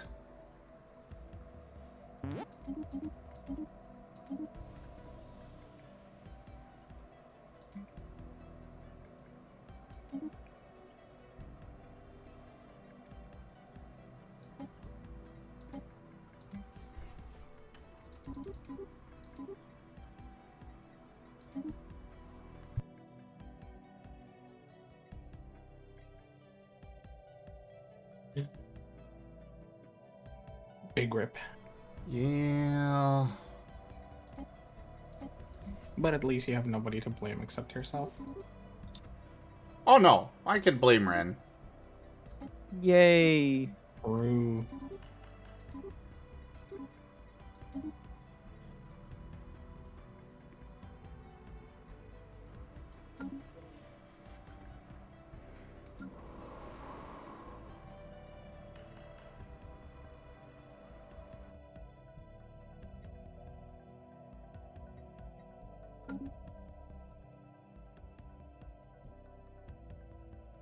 See, this is how I love to play Stellaris. I hit speed 3 and then I unpause and I just play and then I look up and it's already 2250.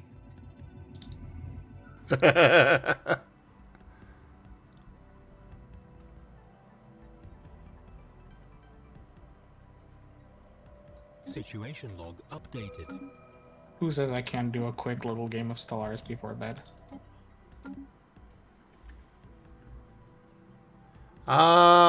Basically everybody. Yeah, well, counterpoint. my computer faster than their burr. Unironically though, it's actually, but it trips me up because I'm used to the time passing by slower, and I know it's partly because they've optimized the hell out of the game, and partly because the CPU is faster. And together, it's been disgusting how fast it is.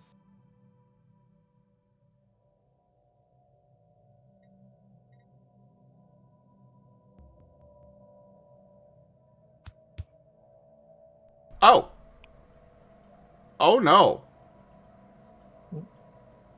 I think their fleet's heading down this way. Which on the plus side buys me more time. On the downside, oh no.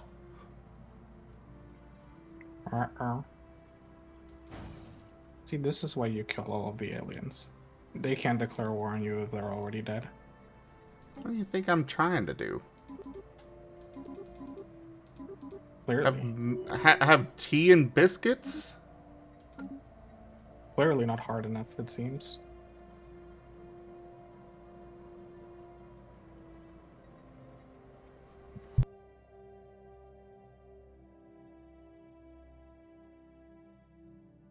Oh, I know, right, Dialga?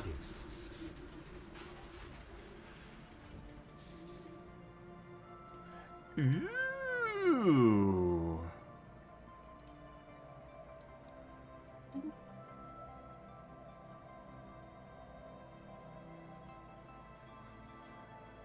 Booting systems, activating biointeractive interfaces. Warning, diagnostics have not been run for 1,761,125 days. Would you like to run them now? Run diagnostics. Please wait. Diagnostics complete. Designation.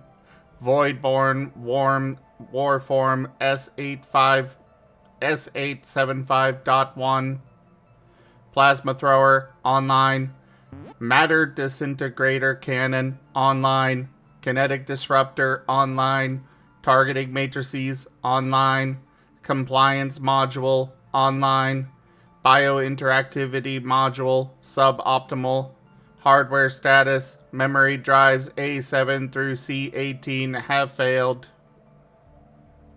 Lovely!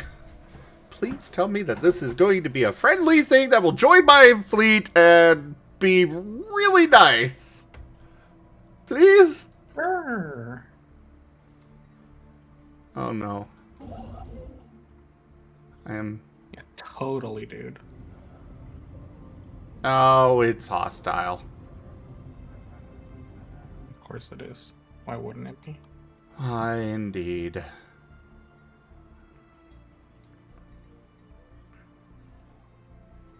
Why were you alone on that planet?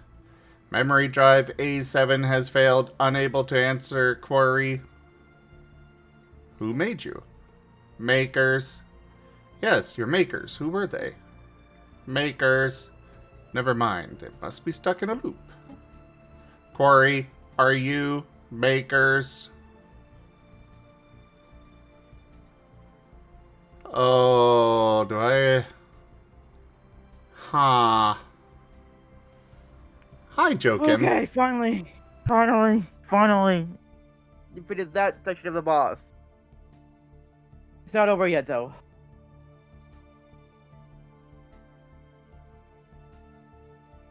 This freaking game. It's not over yet. Nope.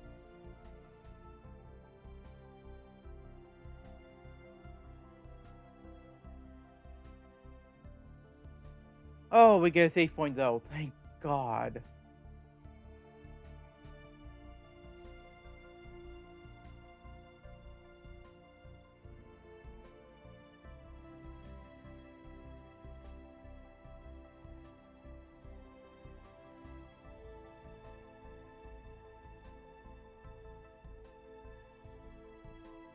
You know what I don't regret? What? I made my pops I gave them the trait where they live like 120 years or like 80 years longer than usual. And it's already like, oh wow. I haven't had like a leader die in forever. This is so satisfying. It's so refreshing. Aw, come on. Broke.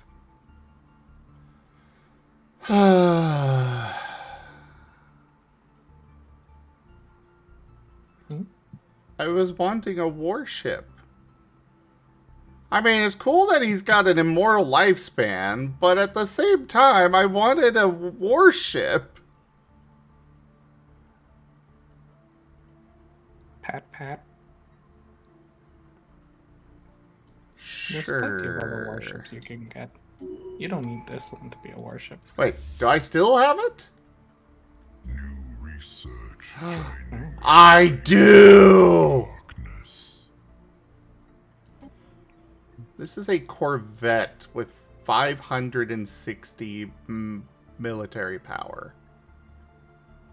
Nice. Well, this is definitely a huge boost to my fleet. Wonderful! Go join the other fleet, please. We're gonna need all the backup we can get.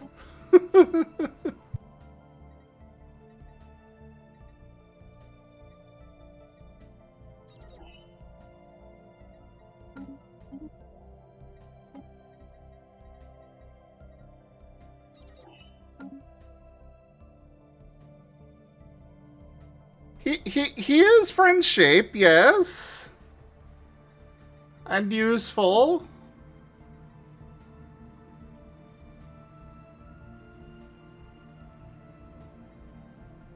If I can find somewhere to actually put him in. Rank up. Hold the line. this hamlet shall not fall. Danny Cathrat raided my stream with 6 viewers. Danica! Hello! How was your D&D? That's what you do tonight, right? Welcome in, though. Welcome. How are you? How was your stream? Hope you had a good time.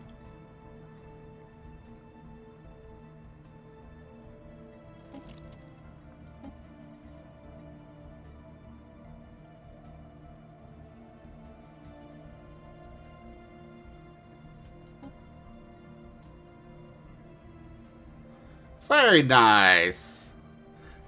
Well, welcome in, everybody. Y'all probably know me by now, but yeah, I'm Rosin. We're doing some Stellaris tonight. Would you like a regular shout out or a random clip from your channel brought up, Danica? Party packed up to move to the next elemental node, but on the way you ran into the BBEG's many simulacra? Oh. Dun, dun, dun! Gib, roll the clip. Yep, on it. Let's take a look at the clip. And thanks for sharing your community with me tonight, Danica. Oh shit, that's a player. Off the escalators. Run in the store by the center. Cash registers. Oh, I got him! I got him! Andrios, you fucking owe me. I did it! Wait. I did it! Wait. I fucking did it! Nice. What a god. Okay. I wonder what he'll do if I underhand a grenade at him.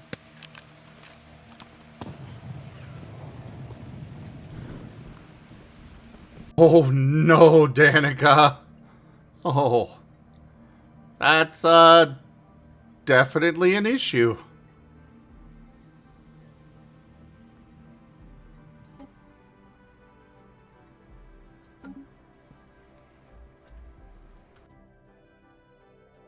It's fine, Ido. It's fine. Pat pat.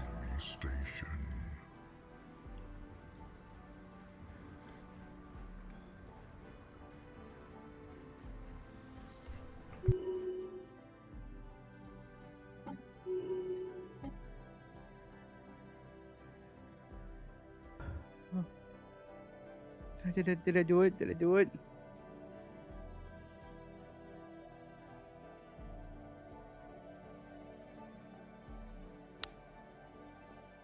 Yes. It's Good over. boy. Thank you, Master. Oh. My heart. My freaking heart at the end.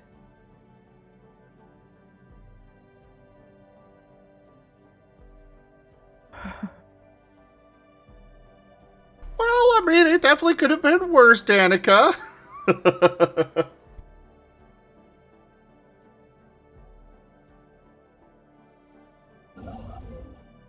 I want to yell, but I know Ryan's sleeping, so that's why I'm being quiet.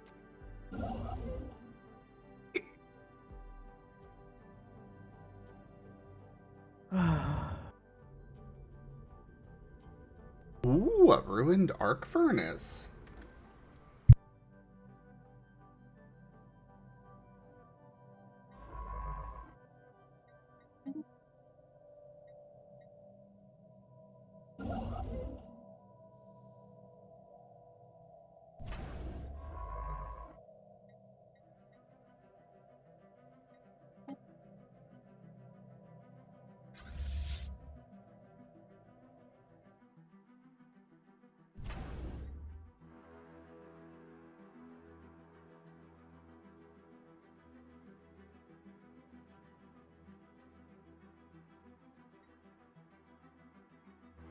Construction complete.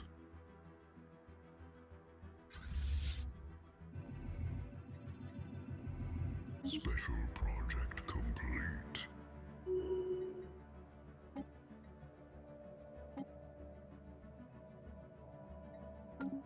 Okay. Why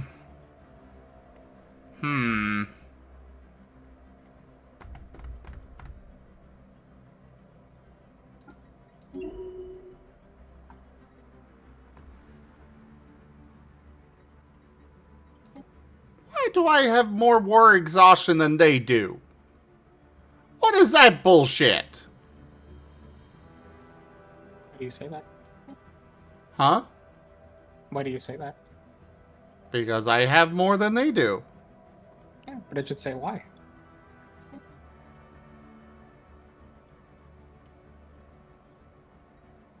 Where? If you're at war, Oh, it's just it's attrition, but it's like they haven't done anything to me yet. How much is like the difference? I can't see the numbers; they're too small. I mean, I have 7%, they have 5. If you've lost literally anything, even like taken damage, that counts as attrition. And I believe attrition is relative to empire size. So like a larger empire takes less attrition from losing the same number of ships as a smaller empire. Ah. So that's probably why.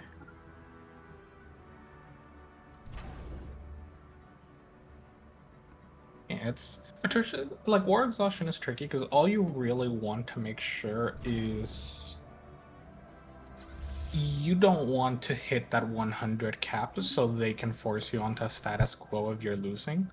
And if you're just trying to win, it can still be useful to force them to 100% war exhaustion because then you can status quo on a thing you're just trying to win.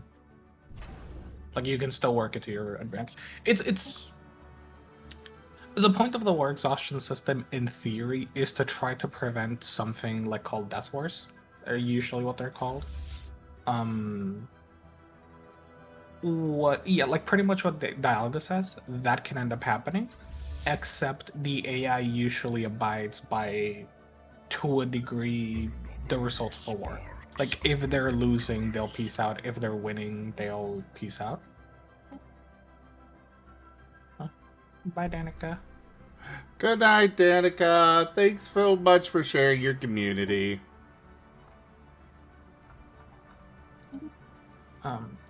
Yeah, like the problem is with players against players, it kind of falls apart. Because whereas the AI might go like, I'm losing this war, I'll peace out.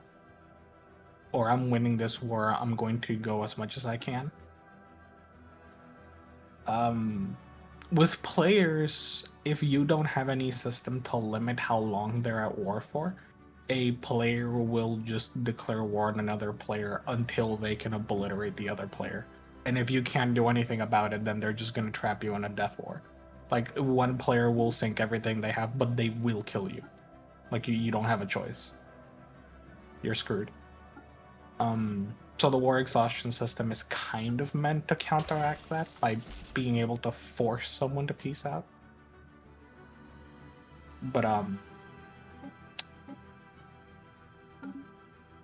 I wouldn't say exactly Stellaris did a great job at it.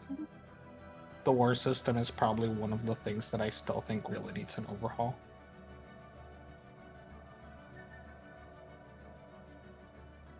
But changing the war system upends the entire game again, so I can understand why they've been delaying it if it even at all is a plan that they have. I'm assuming it's a plan because they're gonna rework every game system again, probably at least one more time. But you know. The game really seems to prefer lasers over anything else. It prefers what you're using. The more you use something, the more research you're gonna get, as far as I remember.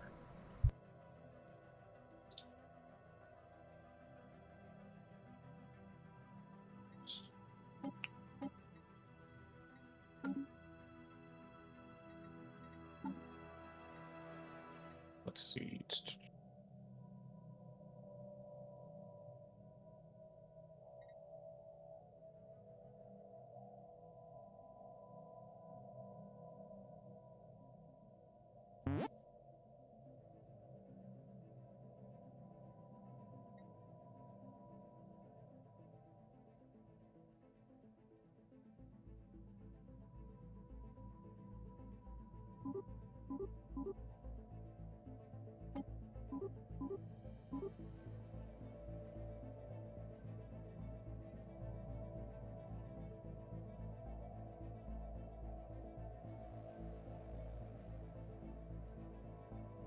The game is fully done.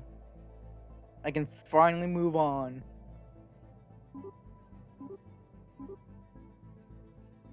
Yay.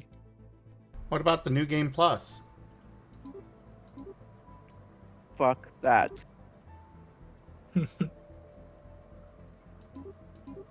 Thank you, Ido. That's alright. I can see why this is a lot of people's not their favorite Kingdom Hearts game.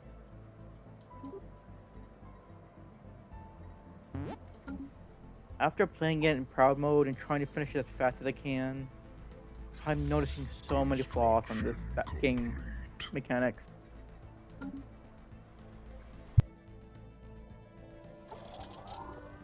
Game mechanics that's not fun to have.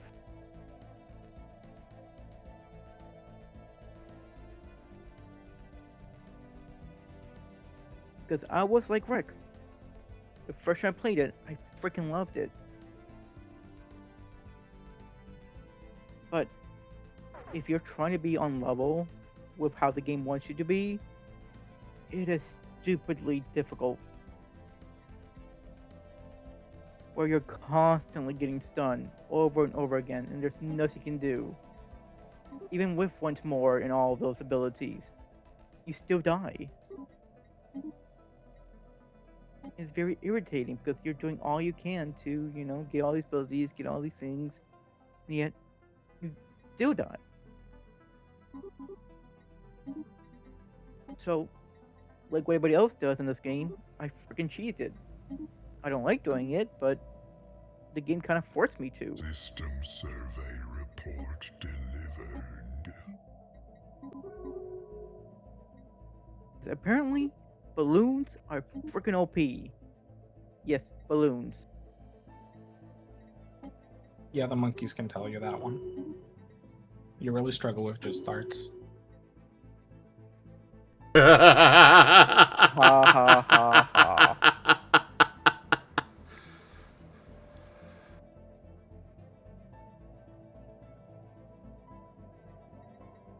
But yeah, I now understand. I'm kind of glad I'm kind of replaying this game with my new thought process and everything.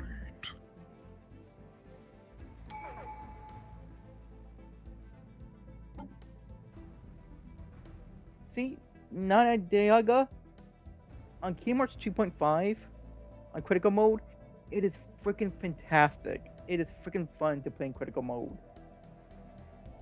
Here on pro mode, on Dream Drop Distance, oh god, did the cracks show. Oh god.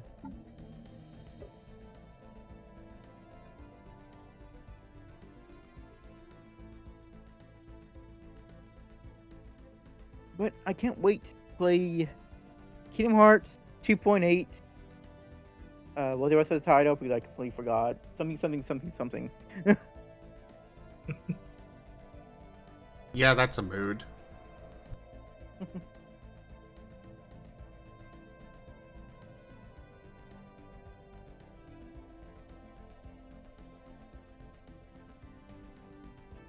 I did say I was going to beat it today, and I made that promise.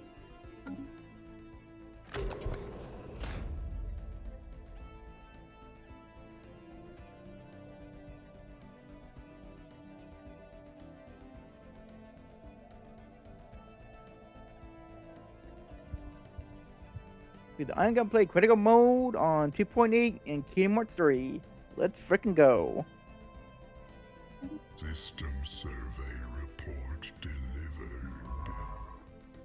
But yeah, sadly enough, even though I love the frickin' creature mechanic, this game is gonna be in the bottom of my list. Hostile ship.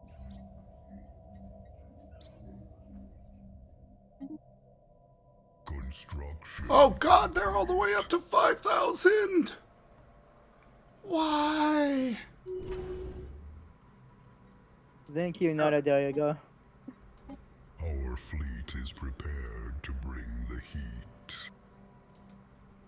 Not Ren. Make sure you say not SMH. Starbase under assault.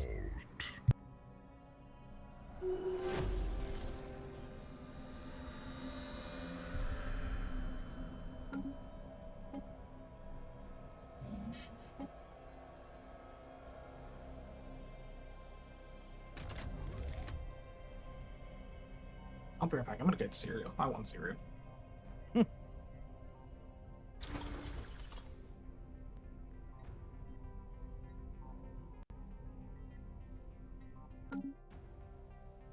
Right, they made me make us do this for some reason.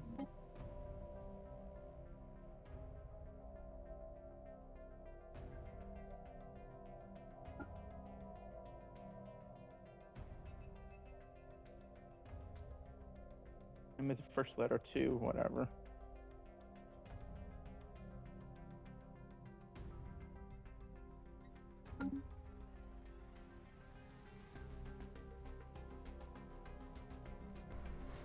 I know, right, Dialga?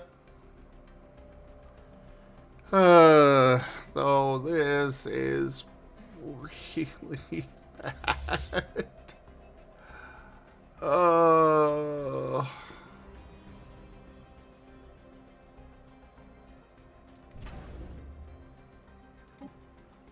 Enemies in hot pursuit. Starbase under assault. Military station extinguished. Maybe they can catch up over there and help finish them off. But probably not. Our starbase was reduced to ash.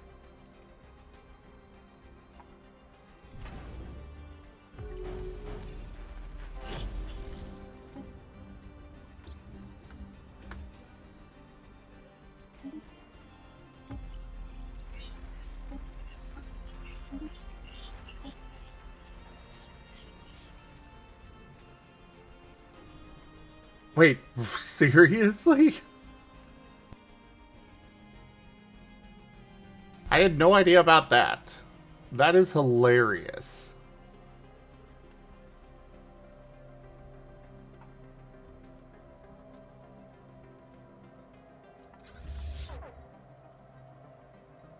Enemies in hot pursuit. Guys, no, don't go over there. Let the starbase do. Oh no.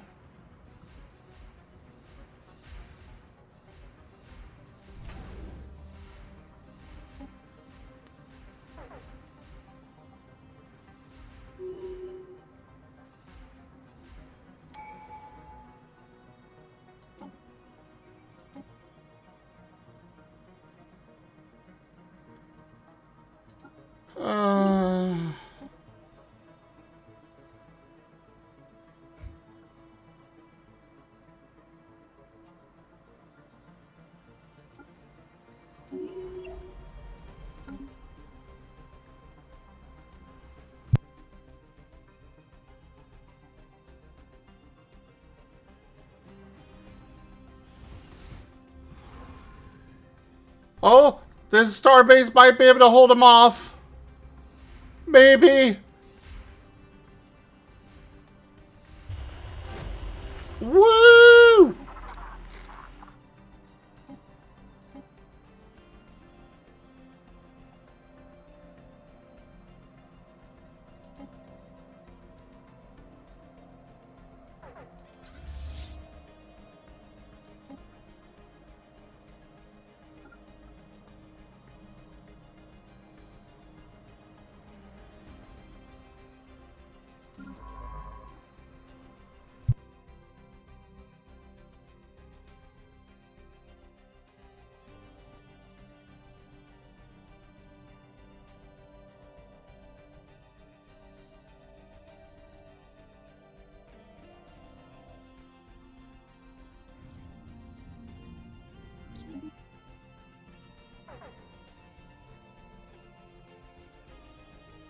Okay, how long do we have before this fleet comes back?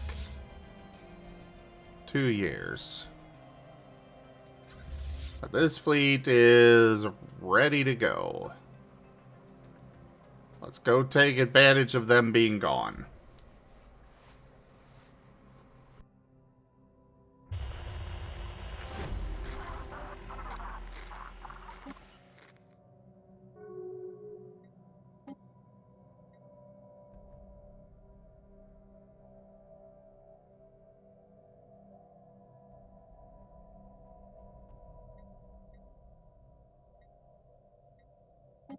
Have a good night, Ido. Good night, Ido. Oh yeah, Joe Kim. I love Age of Wonders 4 too. I also enjoy, I haven't done the Vamp DLC yet. I need to do that. I also really like Total War Warhammer 3. That is a lot of fun.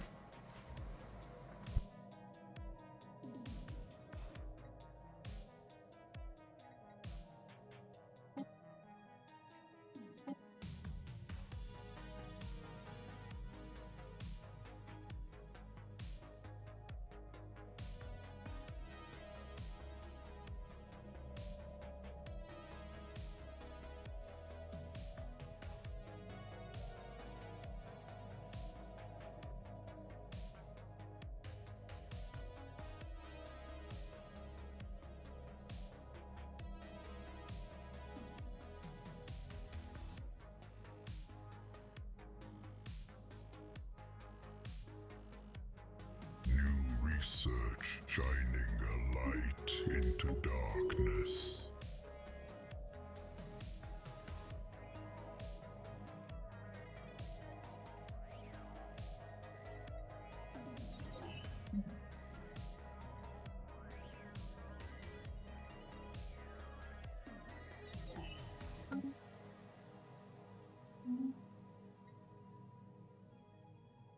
I return. Welcome back. Look back. Construction complete.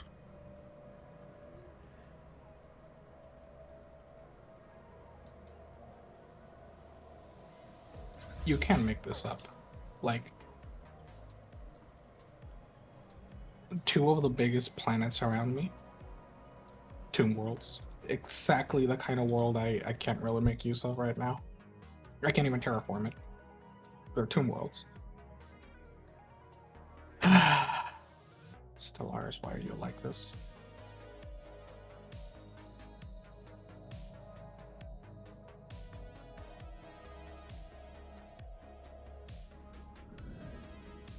Firing at enemy station.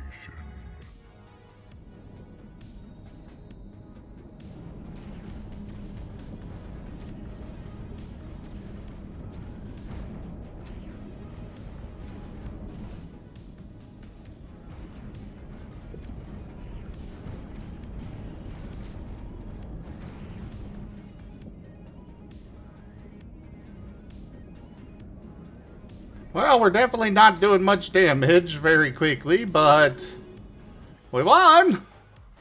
Technically. What matters is that you win. Technically or otherwise.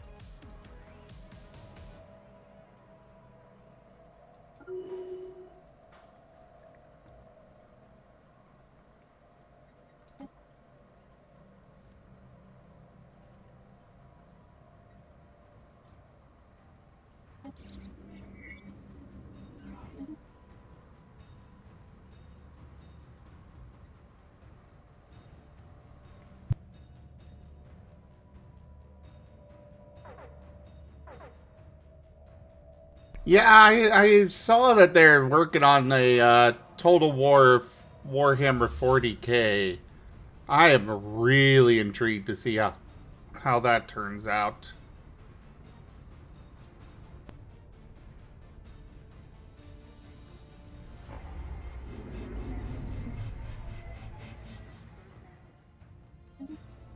Construction complete.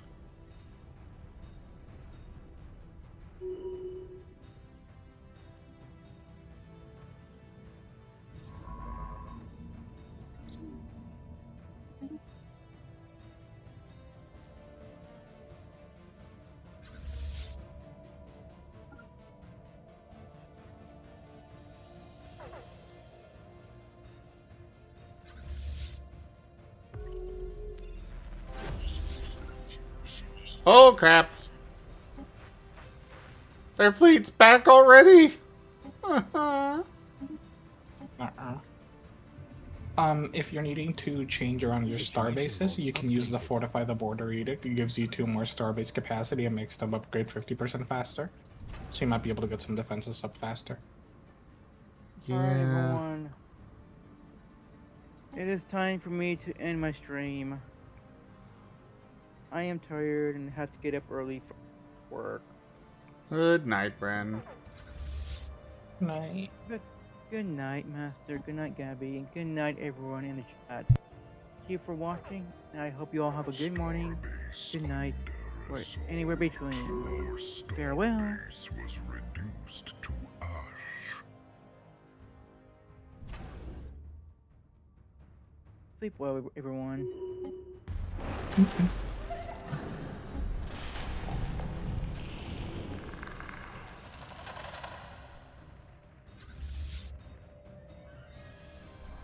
Oh boy.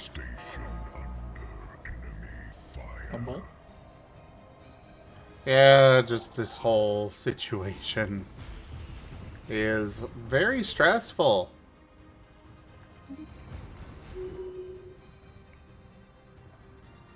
Pat hug.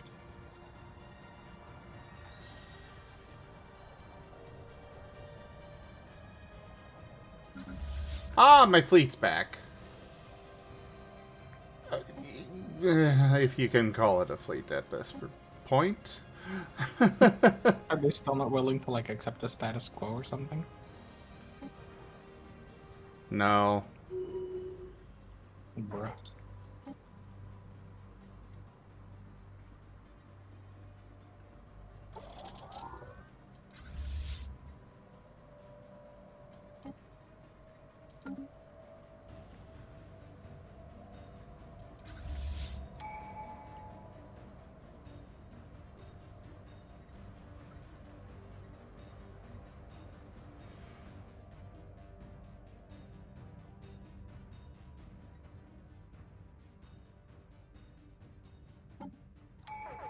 I just wish that they gave us an explanation of what happened to the Skaven. Because it is part of the lore that the Skaven got to space first. And then it just is like gone. Give us the Skaven back.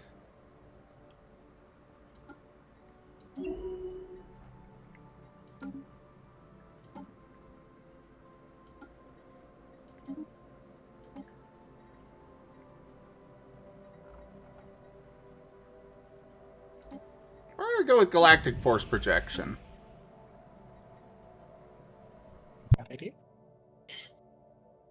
Mama. Hello, Kuroi.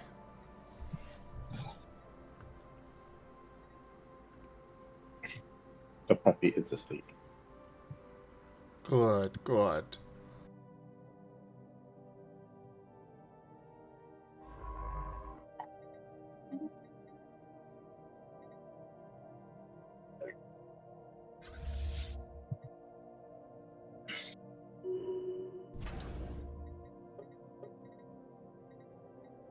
I am unbelievably fascinated that this might just be the most peaceful galaxy I have seen in ages.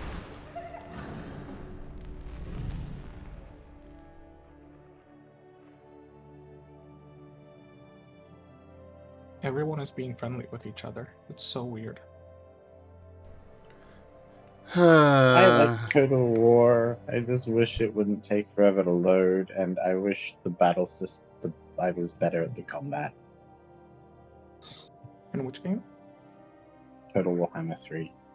Ah. The chat was talking about it. Well, I guess I'm gonna be doing Age of Wonders tomorrow. What happened? It's new DLC. New in DLC. 9 hours. Oh. Nice. I wonder when has the new Timberborn update gone live yet? Our fleet is prepared to bring the heat. So, I've been waiting for a very long time to play Timberborn playthrough, but I'm like, I'm gonna wait for 1.0.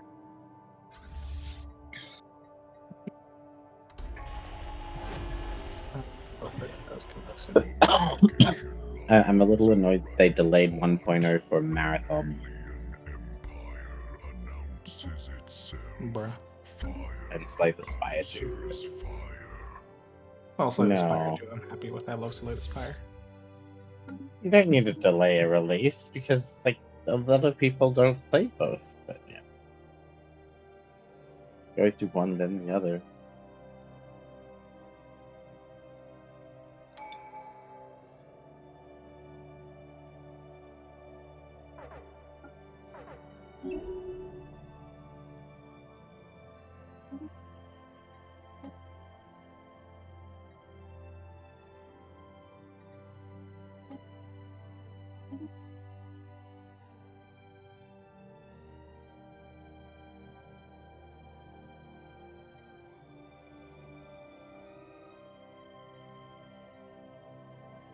Okay.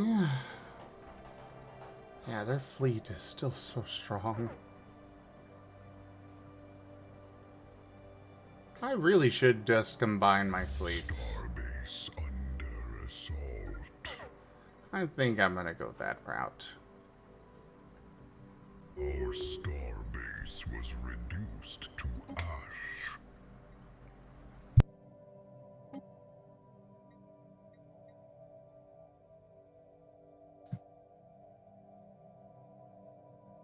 It's the only real way I see of managing to defeat them is just combining the fleets. System survey report delivered. New technology perfected. So I had to get a new comforter yesterday. And when I went there, it was like all they had was like light beige, and light pink. And I was like, what? What? So I was like, whatever. And I got a white one. And it wasn't until I pulled into my driveway when I got home and went, I shouldn't have bought any of those colors. I have a black cat.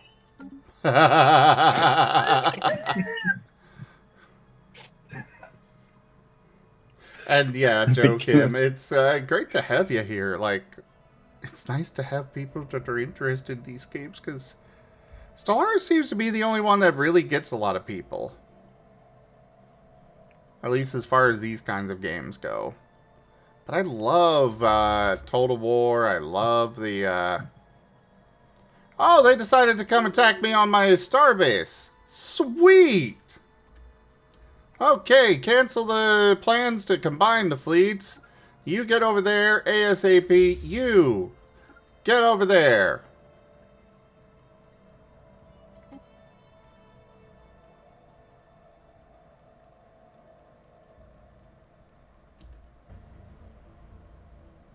Get repaired and move out. What do you mean the planet? I don't like the planet is bleeding?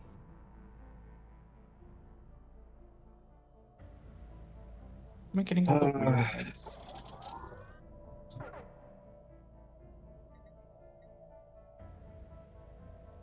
It is a week and a bit until I'm moving. It's getting close. Freaks out. I know the feeling. Right there with you, buddy. I'm not panicking. I'm okay with change. Change is fine, right?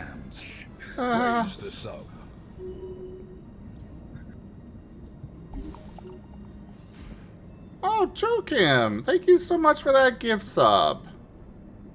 Was it Joakim or is it Joaquin?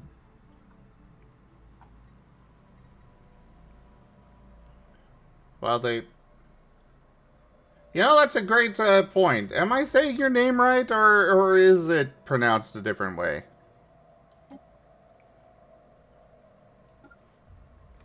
I should have asked that sooner. Oh, so it is Joakim.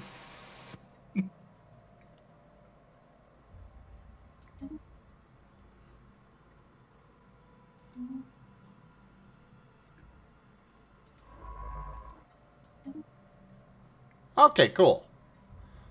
Yeah, pronouncing names right is very important to me. And usually I would have asked that sooner, but today's been a little stressful on this game. Just a smidge. A little bit distracted.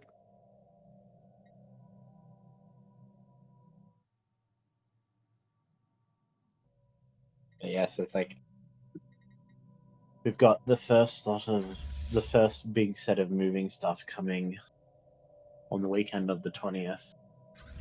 And then it's just going to basically be a week of cleaning the place we're moving to up so that we can move into it, and then cleaning the place we're moving out of. It's like, oh god. It's going to be 10 days of hell, isn't it? Probably.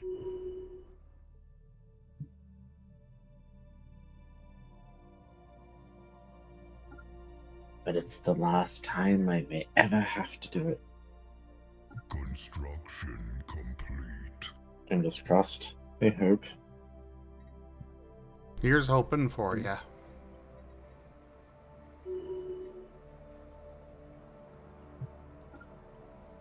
Actually, no, Big go hope, get big that man. first.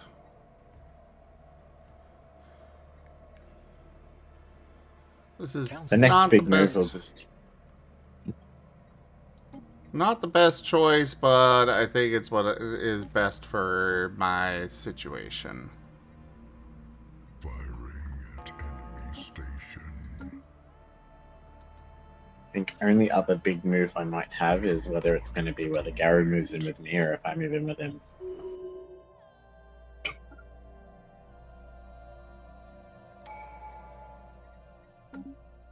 It's a hard question to answer, especially with things as chaotic as they are. Yes. I don't envy you. And especially with citizenships in both places being absolute nightmares to get right now. Uh-huh.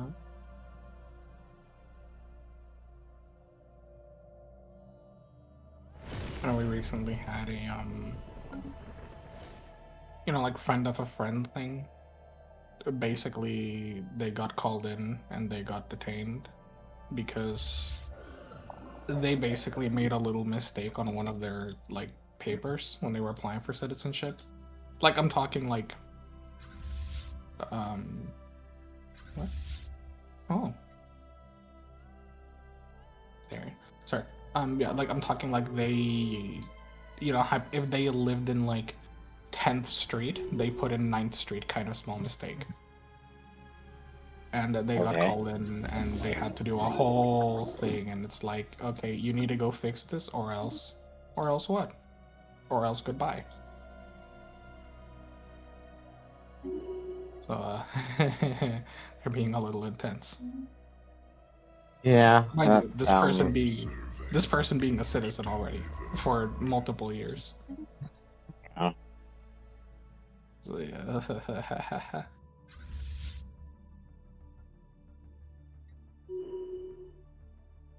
Ah, wonderful. They're coming to me.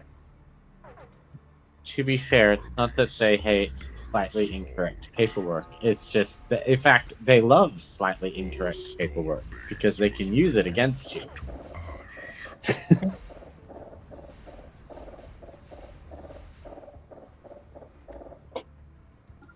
Alright, move on. ASAP. Never. Well, they're already moving, so yeah.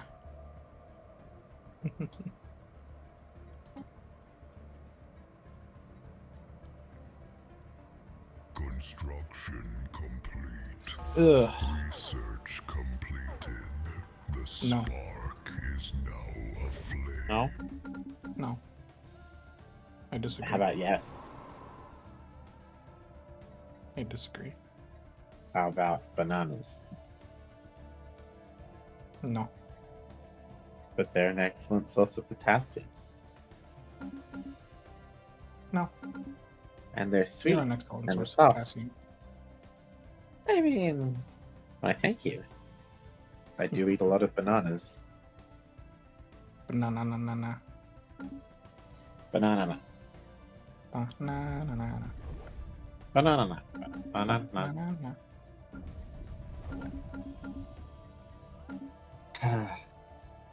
Gib Gab, do we have the same gremlins?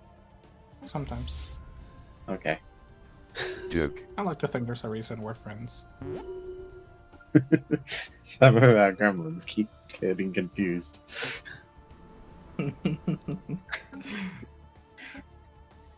You were supposed to have them for today, not me. Well, now I'm here, so you get both of them. Oh, wait. So we both get them. Oh, no. Oh my god, I want strawberries.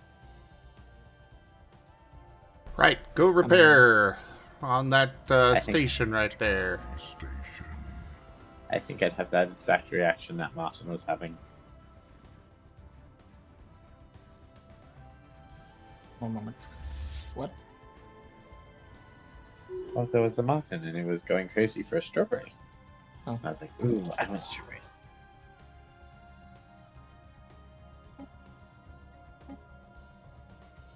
You know what's like great is watching videos of white rabbits eating berries. Why them specifically? Because when they eat red berries and they look like their faces are covered in blood. Okay. That makes sense. You concern me sometimes, Kuroy. No. Wow. It makes perfect sense. I can still be concerned. I reserve that right. You don't have to be. It's okay. Don't worry about it.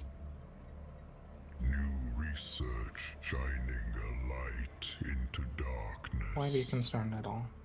Everything is fine. Everything is going to be fine. Don't you worry about a thing.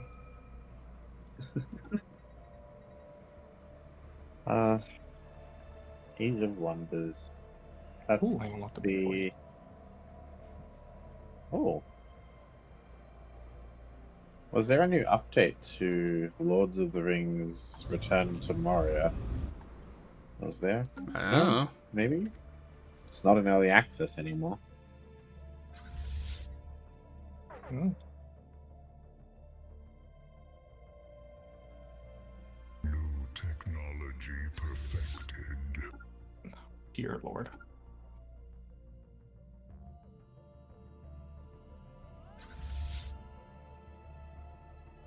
Okay, I understand it now. I understand this thing. Oh my god. Wow. 20 years ago I decided I should focus on overhauling my economy a little bit. And I am close to 2,300. 600 food a month, 1,200 energy a month. And I just recently upgraded my alloys from 18 a month to 118 a month, and my science from 300 to 829 a month. But I'm only at 43 minerals because my 1,000 minerals a month turned into 40. I am liking this. This now is you're kinda using all crap. your minerals. Hmm? Now you're just using all your minerals. Yeah, exactly. I wasn't before, now I am. It was like, yo, hold on. This is cooking.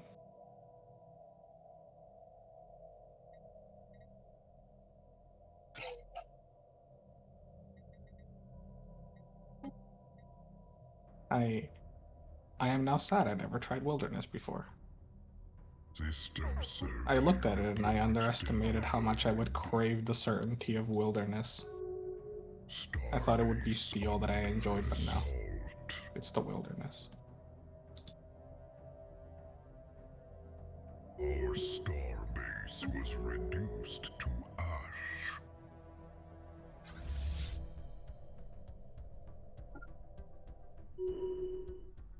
I could play the Num Num Shark game again. Yeah, do it. What's stopping you?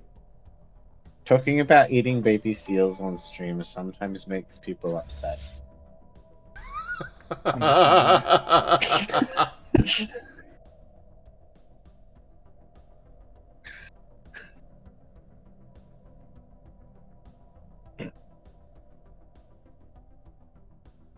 Although it might make some other people very happy. So. So yeah, jury's out on that one.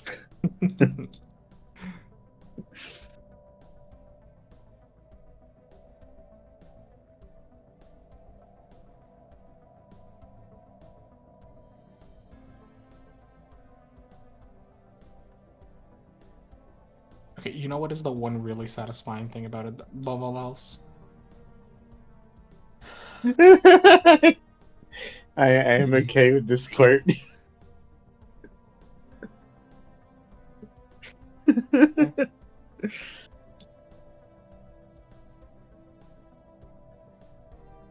Oh, it's been removed. I made a small mistake. Oh.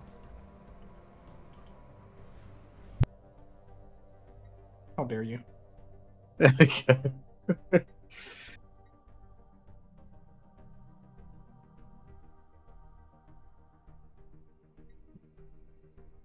Are you happy with this quote, Curry? I am.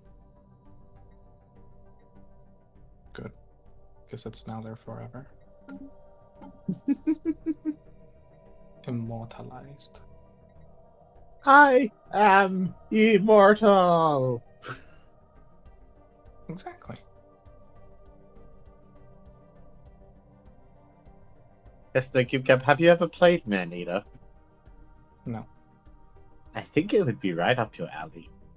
Why do you say that? Well, you start the game as a baby shark, and you want to get revenge on the shark hunter that killed your mama. So you start in a bayou, and you go around and you eat things and get bigger, and then you eat lots of people, and then you get bigger, and then you mutate and evolve yourself and can transform yourself to look like different types of sharks, depending on what you want to fight. And you get power to make these evolutions stronger by eating. I'll keep it somewhere in the backlog. Not because I'm not interested at all, but because right now my main obsession is dinosaurs. Fair enough. You don't want sharkies. I thought you liked sharks. Count my teeth? I mean, I like sharks. But like, dinosaur. Starbase under assault.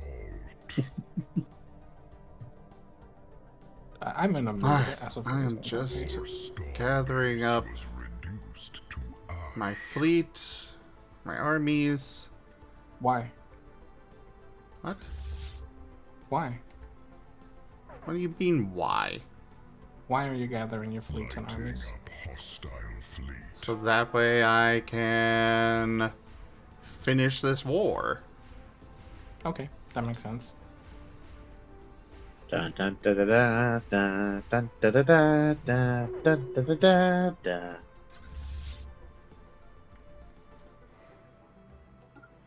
Is wanting to purge the fleshlings so wrong. I've never heard any complaints that weren't met with immediate purging.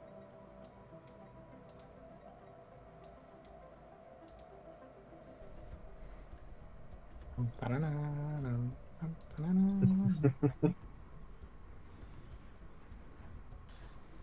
will say, when push comes to shove, I could really get a fleet together. In fairness, this is something that is true of almost every Paradox game. People tend to get really lazy, and then shit hits the fan, and all of a sudden they're a god gamer. Fair. Every time. Without fail.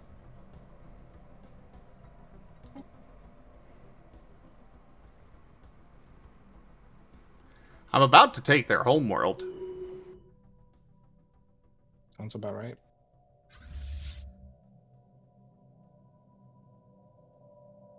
Wow.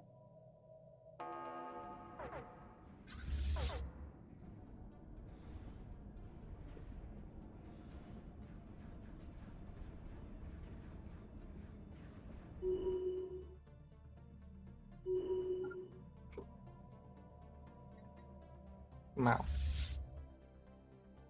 Meow how. Research completed. The spot.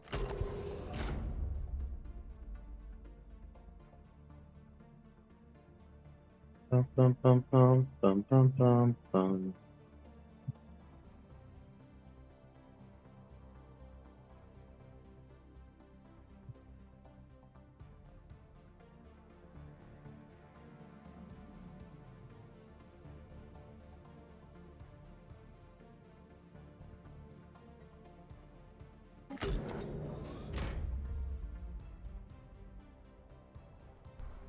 Wait, legendary Baragon? Is that different from other varieties?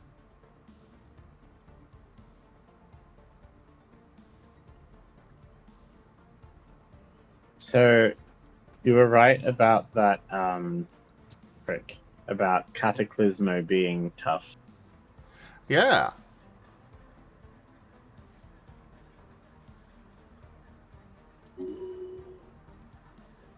I realized I had to approach it more like Age of Empires. Are you still enjoying like, it? I am.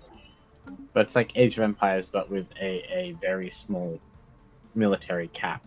And your military kind of suck. But they do lots of damage once you put them on walls and near flags. And at the right height. Don't forget that part. Oh yes, that's right. 'Cause you have to have the bombers lower, don't you? And then there's if I assume if it says low ground unit, that means you want them on the same level as the monsters. No. There is specifically low ground, low height, and then, you know, height. Good night, Satirical.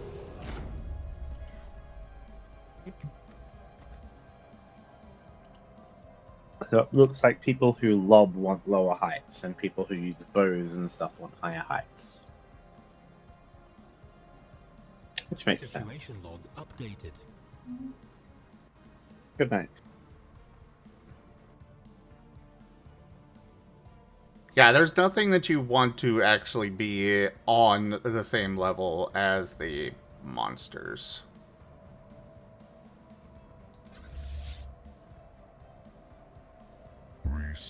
And I usually have the scholar kind of up the highest point and kind of out in front a bit because she kind of nukes. Yes. Kieran Snowden just resubscribed for 35 months. Monthly Dukes Razim Duke. Kieran, thank you very much for that 35 months of support. Thanks for the resub.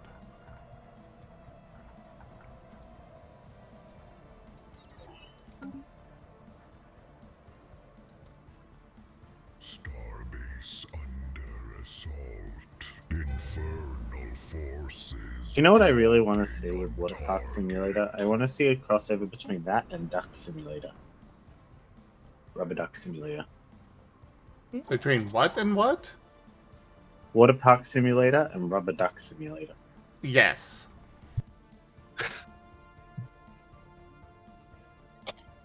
You know, just have your park get flooded with little rubber duckies.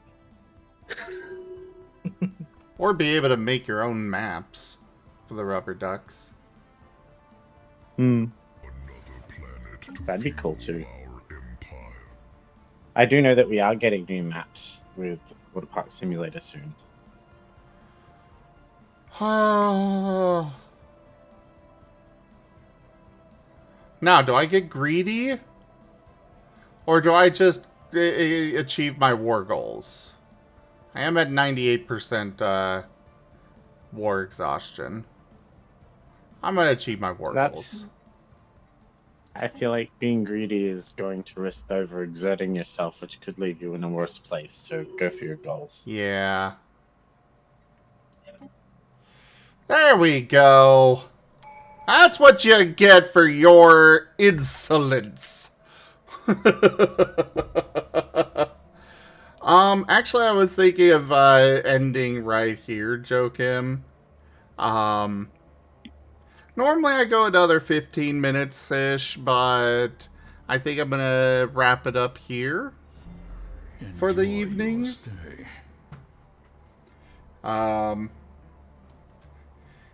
But yeah, thank you so much for that follow, Dialga, and thank you so much for joining everybody.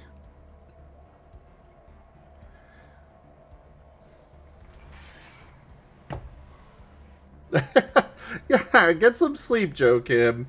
I do stream every day, so I hope to see you back here tomorrow for more. Thank you, everybody, for joining us today for the stream, though. I really appreciate y'all. That was Stellaris. Check out our website, zgfgaming.com. We've got links for our Discord, Telegram, Mastodon, Blue Sky, Patreon, and more. They are on the website as well as down in the description below through our link tree. Thank you to my patrons, tippers, and subscribers. It is your support that keeps this channel alive and going. I cannot do this without your guys' help and your support, so thank you. Consider becoming a patron over at patreon.com/zgfgaming. It's one of the best ways to support the channel, though you can also do so by sharing the stream around, grabbing packs of cards to stream loots, using our Humble Bundle partner link, or just coming by and hanging out. But for now, thank you so much for joining, everybody, and I bid you all the most fondest adieu.